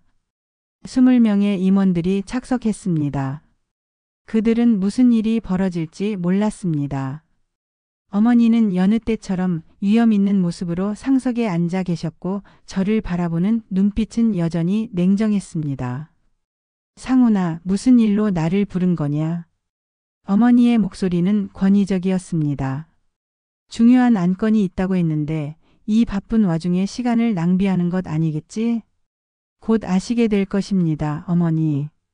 회의가 시작되고 몇 가지 일상적인 보고가 끝난 후 저는 자리에서 일어났습니다. 잠시 중요한 안건을 말씀드리겠습니다. 이 안건은 LK그룹의 윤리 경영과 직결된 문제입니다. 임원들이 웅성거리기 시작했습니다. 김비서에게 준비된 자료 화면을 띄우라고 지시했습니다. 김비서 시작하게.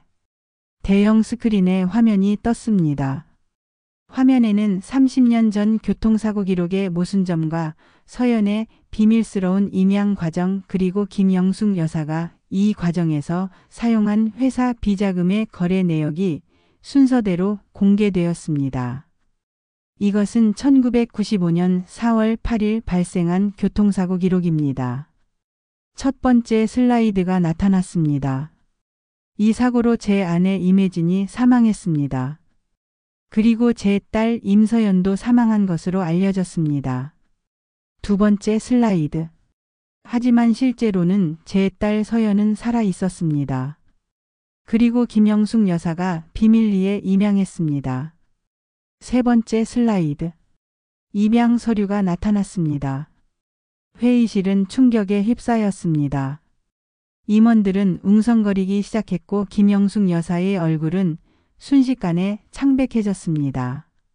이게 무슨... 어머니가 중얼거렸습니다. 그리고 이것이 가장 중요한 부분입니다. 네 번째 슬라이드. 금융거래 내역이 나타났습니다. 지난 30년간 김영숙 여사는 제 딸을 키운다는 명목으로 회사 자금 500억 원을 불법 유용했습니다. 회의실이 술렁였습니다. 500억 원? 회사 돈을? 임원들의 놀란 목소리가 여기저기서 들렸습니다. 어머니는 저를 노려보며 소리쳤습니다. 임상훈. 어머니가 벌떡 일어났습니다. 내가 지금 무슨 짓을 하는 거냐. 당장 이 화면을 끄지 못해. 하지만 저는 멈추지 않았습니다. 어머니의 눈을 피하지 않고 정면으로 바라봤습니다. 어머니, 저는 오늘 LK그룹의 회장이 아닌 30년 동안 비극 속에 살았던 한 남자로서 이 자리에 섰습니다. 제 목소리는 떨리지 않았습니다. 단호했습니다. 어머니께서는 LK그룹을 위한답시고 제 아내 혜진을 잃게 하고 제 딸 서연을 죽은 사람으로 만들었습니다. 그리고 살아있는 서연을 인양이라는 거짓된 굴레 속에 가둬 후계자로 키우며 그 과정에서 회사 자금 수백억 원을 유용하셨습니다. 거짓말이다. 증거가 어디 있느냐. 어머니가 소리쳤습니다. 준비된 녹취 파일을 재생했습니다. 증거는 여기 있습니다. 스피커에서 녹음된 목소리가 흘러나왔습니다. 그것은 김영숙 여사가 서연의 임양과 비자금 조성을 도운 전직 임원에게 입막음 대가를 약속하며 협박하는 내용이었습니다. 이 일은 절대 누구에게도 말하면 안 돼. 내 가족이 무사하길 바란다면 말이야. 대신 이 돈을 받아. 10억이야. 평생 조용히 살 수 있을 거야. 어머니의 차갑고도 권위적인 목소리가 회의실을 가득 메웠습니다. 임원들은 경악했습니다. 저게 정말입니까? 믿을 수가 없습니다. 녹취가 끝나자 선언했습니다. 김영숙 여사의 모든 행위는 배임과 횡령에 해당하며 이는 회사 윤리 강령의 정면으로 위배됩니다. 제 목소리는 회의실 전체에 울려 퍼졌습니다. 이에 저는 LK그룹 이사회를 소집하여 김영숙 여사를 LK그룹 모든 직위에서 즉각 해임하고 모든 법적 책임을 물을 것을 요청하는 바입니다. 어머니는 분노에 차서 테이블을 치며 저에게 달려들려 했지만 경호원들이 그녀를 제지했습니다. 놔. 내가 감히. 어머니 진정하십시오. 내가 감히 내 어머니에게 이런 짓을 하는구나. 너는 끝까지 나약한 놈이다. 내가 너를 이렇게 키우지 않았어. 어머니의 절규를 들으며 마음이 아팠지만 더 이상의 망설임은 없었습니다. 어머니, 저는 더 이상 어머니의 인형이 아닙니다. 그리고 제 딸 서연도 마찬가지입니다. 저는 아버지로서 그리고 회장으로서 진실을 택했습니다. LK그룹 이사회에서의 폭로 후 김영숙 여사는 모든 것을 잃었습니다. 이사회는 긴급 소집되었습니다. 그날 오후 5시였습니다. 제가 확보한 증거는 너무나 명확했고 그녀의 비리 행위는 그룹의 대외 이미지에도 치명타를 입혔습니다. 회장님, 이사회가 준비되었습니다. 알았네. 이사회실에는 12명의 이사들이 모였습니다. 그들의 표정은 심각했습니다. 오늘 긴급 이사회를 소집한 이유는 여러분도 아시다시피 김영숙 여사의 비리 행위에 대한 것입니다. 저는 다시 한번 모든 증거를 제시했습니다. 이것은 단순한 가족 문제가 아닙니다. 이것은 LK그룹의 윤리와 정직성에 관한 문제입니다. 이사들은 자료를 검토했습니다. 회장님, 이 증거들이 사실입니까? 네, 모두 검증된 사실입니다. 그렇다면 김영숙 여사를 해임하는 것이 맞다고 생각합니다. 한 이사가 말했습니다. 저도 동의합니다. 저도요. 투표가 진행되었습니다. 결과는 만장일치였습니다. 이사회는 제 요청을 받아들여 김영숙 여사를 모든 직위에서 해임하고 검찰 고발 절차에 착수했습니다. 며칠 후 저는 김 비서에게 김영숙 여사에게 보내는 서류 한 통을 전달하도록 지시했습니다. 이것을 어머니께 전달하게. 그것은 어머니가 그동안 불법적으로 유용한 회사 자금을 변제하라는 내용과 함께 서연에 대한 모든 양육권과 간섭 권한을 포기하라는 요구였습니다. 결국 김영숙 여사는 그녀가 평생을 바쳐 쌓아 올린 LK그룹의 모든 영향력과 서연과의 관계까지 완전히 상실했습니다. 일주일 후 김 비서가 보고했습니다. 회장님, 김영숙 여사께서 모든 조건을 받아들이셨습니다. 그리고 서연 양에 대한 모든 권리를 포기하는 서류에 서명하셨습니다. 그렇구나. 제 마음은 복잡했습니다.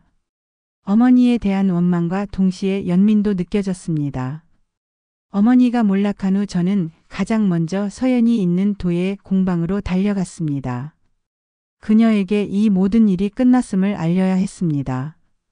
공방에 도착했을 때 서연은 흙을 빚는 작업 대신 작은 테이블에 앉아 창밖을 멍하니 바라보고 있었습니다. 서연아. 조심스럽게 그녀의 이름을 불렀습니다. 서연은 고개를 돌려 저를 바라봤습니다. 그녀의 눈은 여전히 슬픔으로 가득 차 있었지만 이전의 차가운 경계심은 많이 사라진 듯 했습니다. 오셨군요. 응, 너에게 알릴 게 있어서. 테이블에 앉아 김영숙 여사의 해임 소식과 그녀가 모든 것을 포기했다는 사실을 전했습니다. 이제 더 이상 김영숙 여사의 그림자에 시달릴 필요가 없다. 너는 자유로워진 거야. 서연은 조용히 말했습니다. 당신이 아버지로서 해야 할 일을 하셨다는 건 알겠습니다. 그녀는 여전히 저를 당신이라고 불렀습니다. 하지만 이 모든 진실이 밝혀진다고 해서 제가 겪은 30년의 고독이 사라지는 것은 아니에요.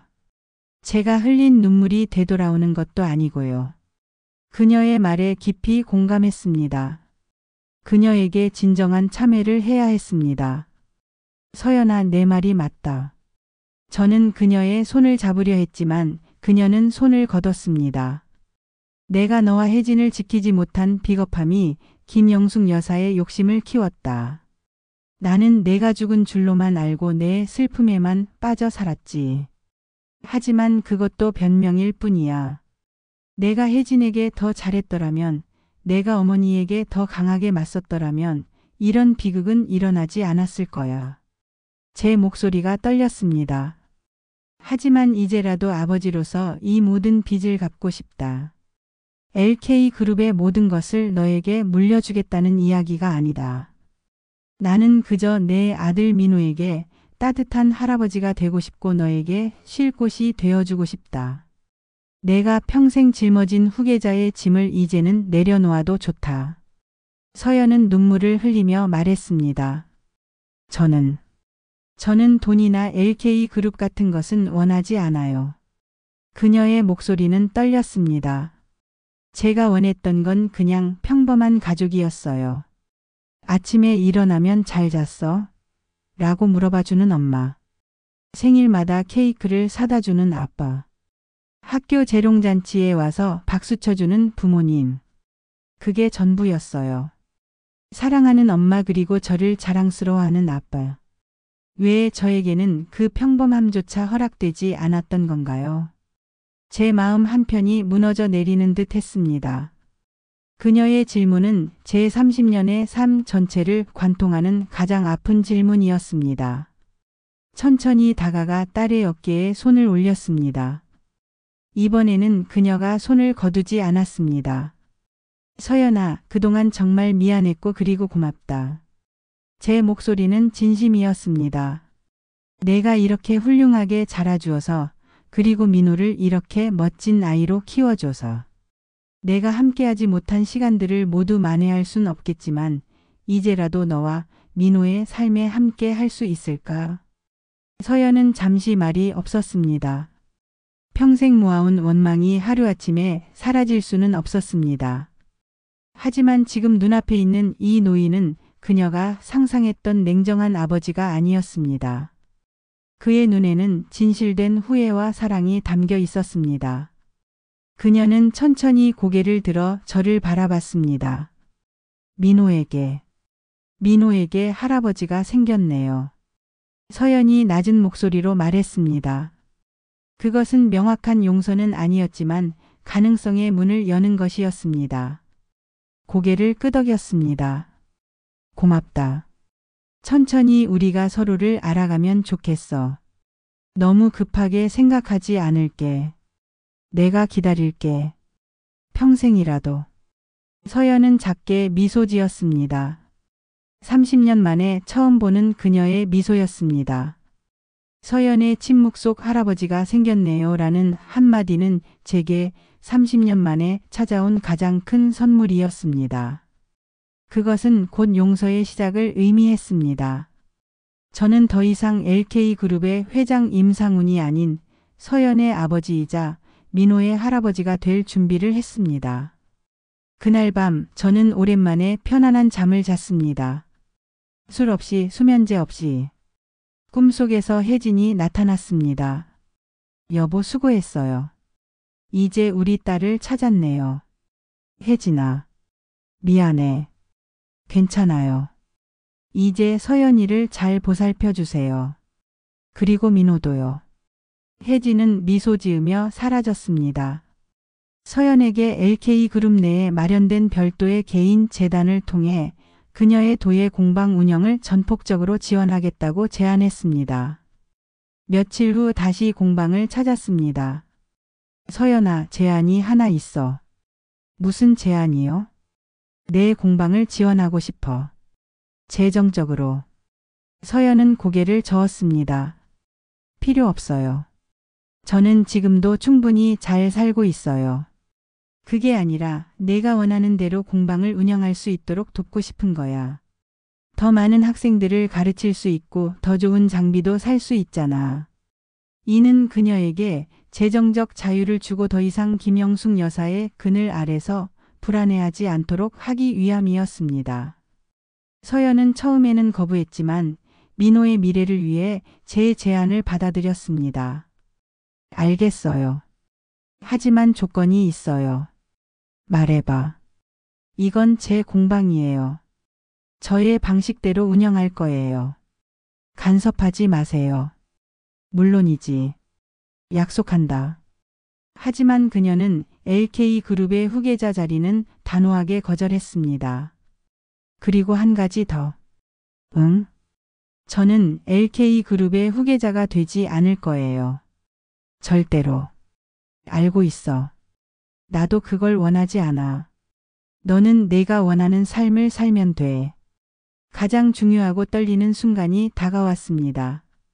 바로 손자 민호와의 정식 만남이었습니다.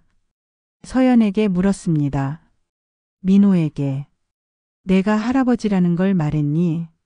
아직이요. 오늘 함께 이야기하려고요. 서연의 공방으로 가서 민호가 학교에서 돌아오기를 기다렸습니다. 제 심장은 LK그룹의 수십조 원짜리 프로젝트를 앞뒀을 때보다 더 격렬하게 뛰었습니다. 오후 3시 30분 문이 열렸습니다. 문이 열리고 민호가 들어왔습니다. 책가방을 메고 있었고 얼굴에는 땀이 맺혀 있었습니다. 그는 저를 발견하고 잠시 멈칫했지만 곧 활짝 웃으며 다가왔습니다. 아, 할아버지. 저번에 길에서 만났던 멋진 벤츠 할아버지. 그 밝은 목소리에 제 마음이 녹았습니다. 감격에 겨워 말했습니다. 민호야, 이제부터는 멋진 벤츠 할아버지 말고 그냥 할아버지라고 불러주겠니? 민호는 고개를 갸웃거렸습니다. 네? 무슨 말씀이세요? 서연이 민호 옆에 앉아 조심스럽게 설명했습니다. 민호야, 이분은 엄마의 아버지셔. 그러니까 민호에게는 외할아버지가 되시는 거야. 민호는 잠시 저와 서연을 번갈아 보더니 천천히 물었습니다. 진짜요? 그럼 제가 할아버지가 생긴 거예요. 그래, 내가 우리 귀여운 손자야. 제가 대답했습니다. 민호의 얼굴이 환해졌습니다. 와, 그럼 나도 할머니 말고 할아버지가 생긴 거네. 그는 잠시 생각하더니 물었습니다. 근데 할아버지 왜 지금까지 안 오신 거예요? 다른 친구들은 할아버지가 생일 때마다 선물 사주시는데. 그 순간 저는 할 말을 잃었습니다. 서연이 민호의 머리를 쓰다듬으며 말했습니다. 할아버지는 아주 먼 곳에 계셨단다. 이제야 우리를 찾아오신 거야. 아, 그렇구나. 그럼 이제부터 우리랑 계실 거예요. 민호가 기대에 찬 눈으로 저를 바라봤습니다. 그럼 할아버지는 이제 민호랑 엄마 옆에 있을 거야. 우와. 민호가 물었습니다. 옆집 영수 할아버지는 같이 야구도 해주시는데 할아버지도 야구 좋아하세요. 그 순간 제 눈시울이 붉어졌습니다. 30년 동안 손자라는 존재의 따뜻한 질문을 잊고 살았습니다. LK그룹의 경영에만 몰두하느라 야구공을 잡아본 지도 오래되었습니다. 하지만 힘차게 대답했습니다. 그럼 할아버지는 LK 구단주잖아. 야구장에도 같이 가고 캐치볼도 같이 하자. 진짜요? 할아버지가 LK 구단주세요.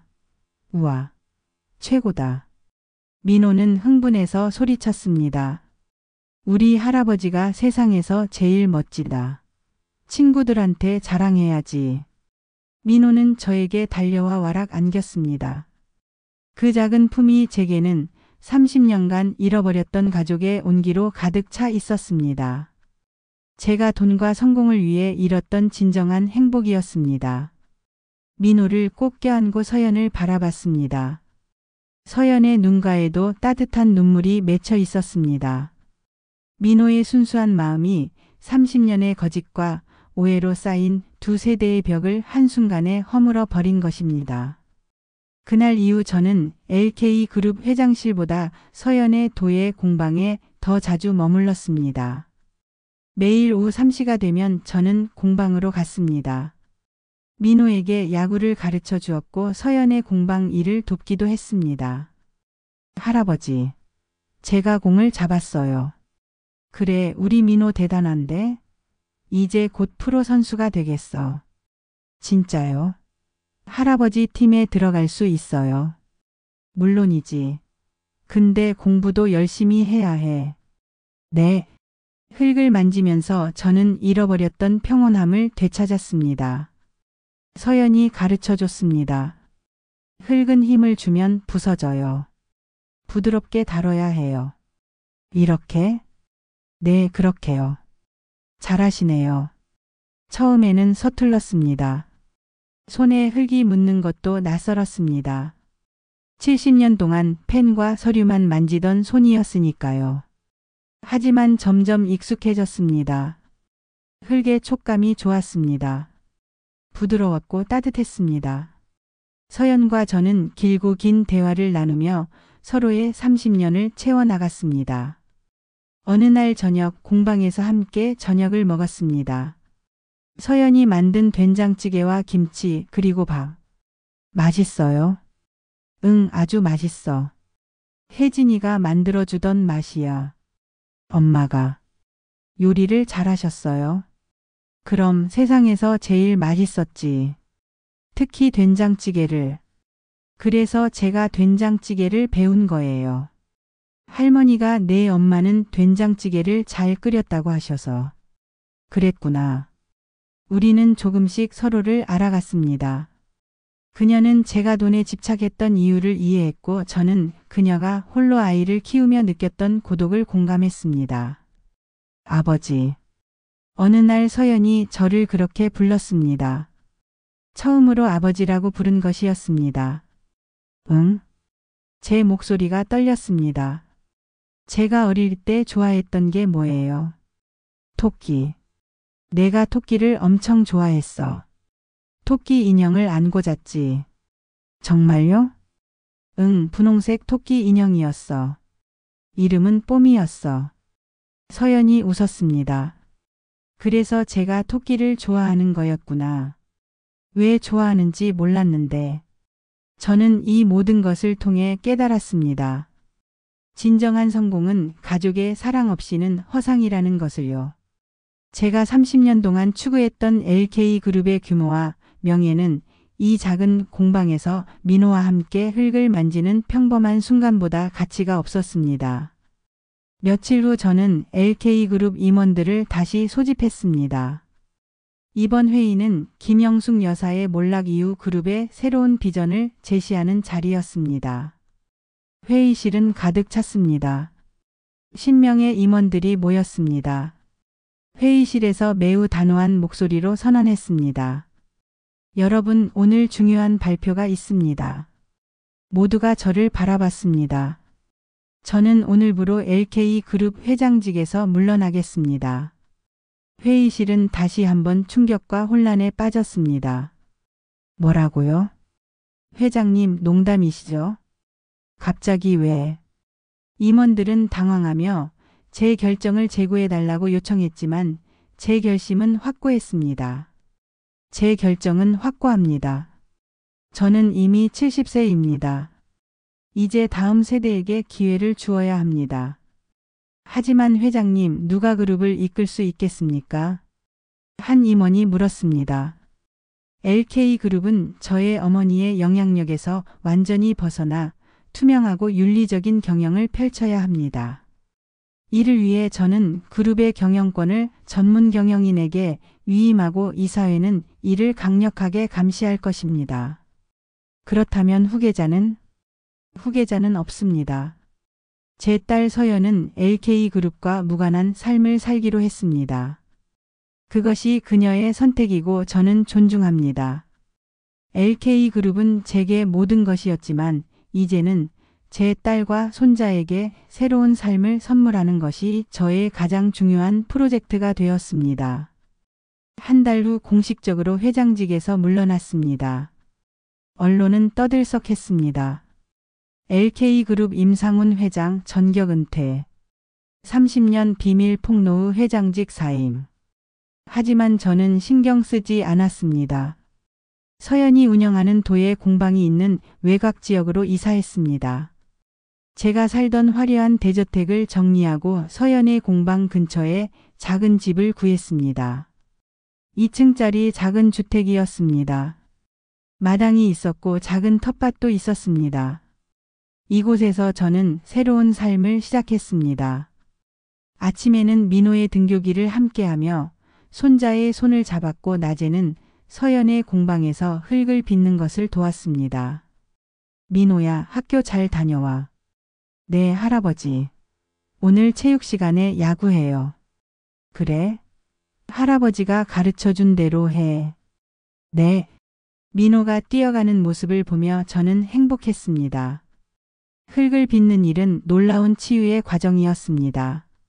손으로 흙의 질감을 느끼고 물레를 돌려 형태를 만들어 나가는 과정은 제가 30년 동안 쌓아왔던 냉정과 오만의 껍질을 하나씩 벗겨내는 듯 했습니다. 아버지, 이 그릇 괜찮아요? 서연이 물었습니다. 아주 좋은데? 민호가 좋아하겠어. 네, 민호 밥그릇으로 만들려고요. 서연과의 관계는 시간이 흐르면서 점차 회복되었습니다. 그녀는 저를 더 이상 당신이라고 부르지 않았습니다. 이제 그녀는 저를 아버지라고 부릅니다. 어느 날 밤 서연이 제 집으로 찾아왔습니다. 아버지, 잠깐 시간 있으세요?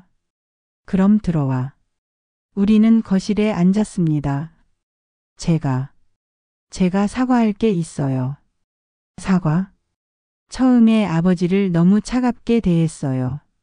미안해요. 아니야, 당연한 일이었어. 내가 그럴 만했어. 아버지도 피해자였어요. 할머니에게 속은 거죠. 고맙다, 서연아. 우리는 서로를 껴안았습니다. 30년 만에 처음으로 아버지와 딸이 서로를 껴안았습니다. 서연은 도예 작품에 민호와 할아버지의 모습을 담아냈습니다. 그녀의 작품은 이제 고독과 슬픔이 아닌 희망과 가족의 온기로 가득 차 있었습니다. 공방에서 전시회를 열었습니다. 흙으로 빚은 행복이라는 제목이었습니다. 많은 사람들이 찾아왔습니다. 이 작품들은 제 인생을 담았어요. 서연이 방문객들에게 설명했습니다. 고독, 슬픔, 그리고 마침내 찾은 행복을요. 저도 옆에서 함께 했습니다. 제 딸의 작품입니다. 자랑스럽습니다. 가끔 저는 민호와 함께 공방 마당에서 야구를 했습니다. 제가 던진 공이 민호의 작은 글러브에 퍽 하고 꽂힐 때마다 저는 30년 전 혜진과 서연에게 해주지 못했던 사랑의 약속을 지키고 있다는 기분이 들었습니다. 할아버지, 제가 잡았어요. 그래, 잘했어. 우리 민호 정말 잘하네. 민호의 웃음소리가 마당에 울려 퍼졌습니다. 김영숙 여사는 결국 비자금 횡령 혐의로 법의 심판을 받았고 사회적으로도 철저히 고립되었습니다. 재판이 있던 날 저는 방청석에 앉아 있었습니다. 어머니가 법정에 들어왔습니다. 수갑을 차고 있었습니다. 우리의 눈이 마주쳤습니다. 어머니의 눈에는 분노와 원망이 가득했습니다. 하지만 저는 더 이상 두렵지 않았습니다. 판사가 판결을 내렸습니다. 피고인 김영숙에게 징역 5년을 선고한다. 어머니는 고개를 떨구었습니다. 저는 그녀를 용서할 수 없었지만 한편으로는 연민도 느꼈습니다. 그녀의 탐욕은 결국 그녀의 가족까지 파괴했던 것입니다. 그녀가 그토록 중요시했던 LK그룹의 권력은 이제 그녀에게 아무런 의미 없는 것이 되어버렸습니다. 법정을 나서며 생각했습니다. 어머니, 당신도 피해자였을지 모릅니다. 권력과 돈에 대한 욕망의 피해자. 하지만 그것이 그녀의 행동을 정당화할 수는 없었습니다. 저는 이제 LK그룹의 회장이 아닙니다. 저는 그저 손자 민호에게 야구를 가르쳐주는 평범한 할아버지이고 딸 서연이 만든 따뜻한 그릇에 밥을 먹는 평범한 아버지입니다. 매일 아침 일어나면 마당에서 커피를 마십니다. 새들의 지저귐이 들리고 바람이 불고 민호가 학교 가는 소리가 들립니다. 할아버지, 다녀올게요. 그래, 조심히 가. 이런 평범한 일상이 제게는 기적입니다.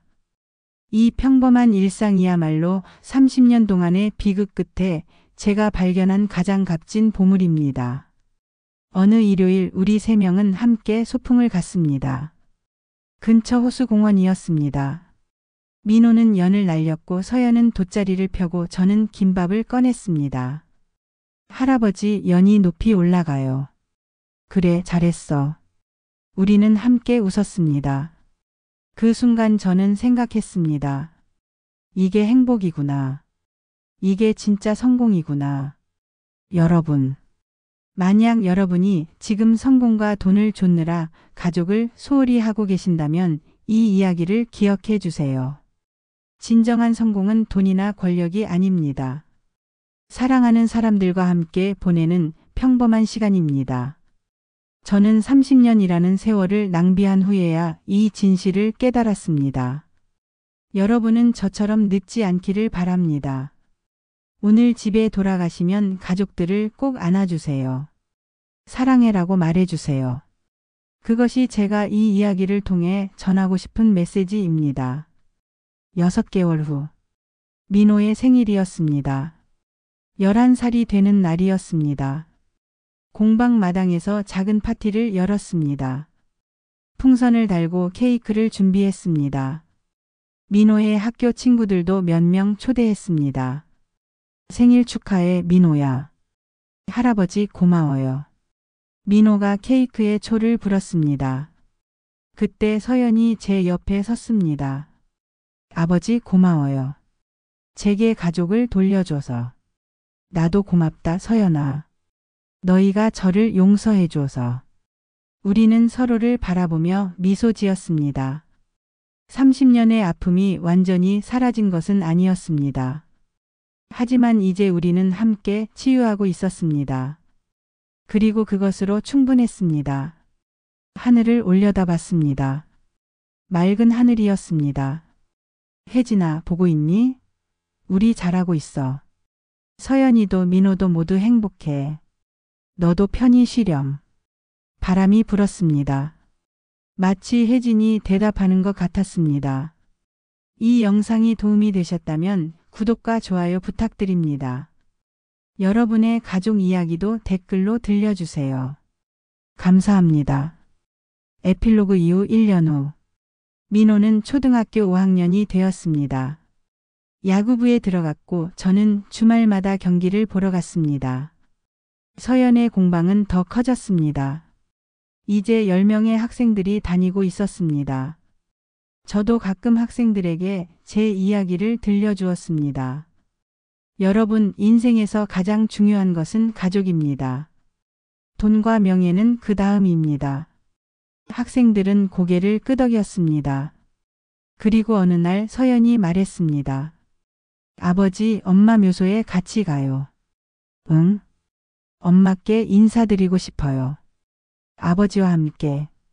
우리는 함께 혜진의 묘소에 갔습니다. 민호도 함께였습니다. 엄마, 저예요. 서연이. 30년 만에 왔어요. 서연이 눈물을 흘리며 말했습니다. 아버지를 찾았어요. 그리고 이제 행복해요. 걱정하지 마세요. 저도 무릎을 꿇었습니다. 혜진아, 미안해. 늦었지만 우리 딸을 되찾았어. 그리고 손자도 만났어. 모두 내 덕분이야. 고마워. 그리고 사랑해. 민호도 작은 손으로 묘비를 만졌습니다. 할머니 안녕하세요. 저는 민호예요. 할머니 손녀인 엄마의 아들이에요. 할머니 보고 싶어요. 그날 우리는 오랫동안 묘소에 앉아 있었습니다. 가족이 함께. 30년 만에 처음으로 가족이 모두 함께.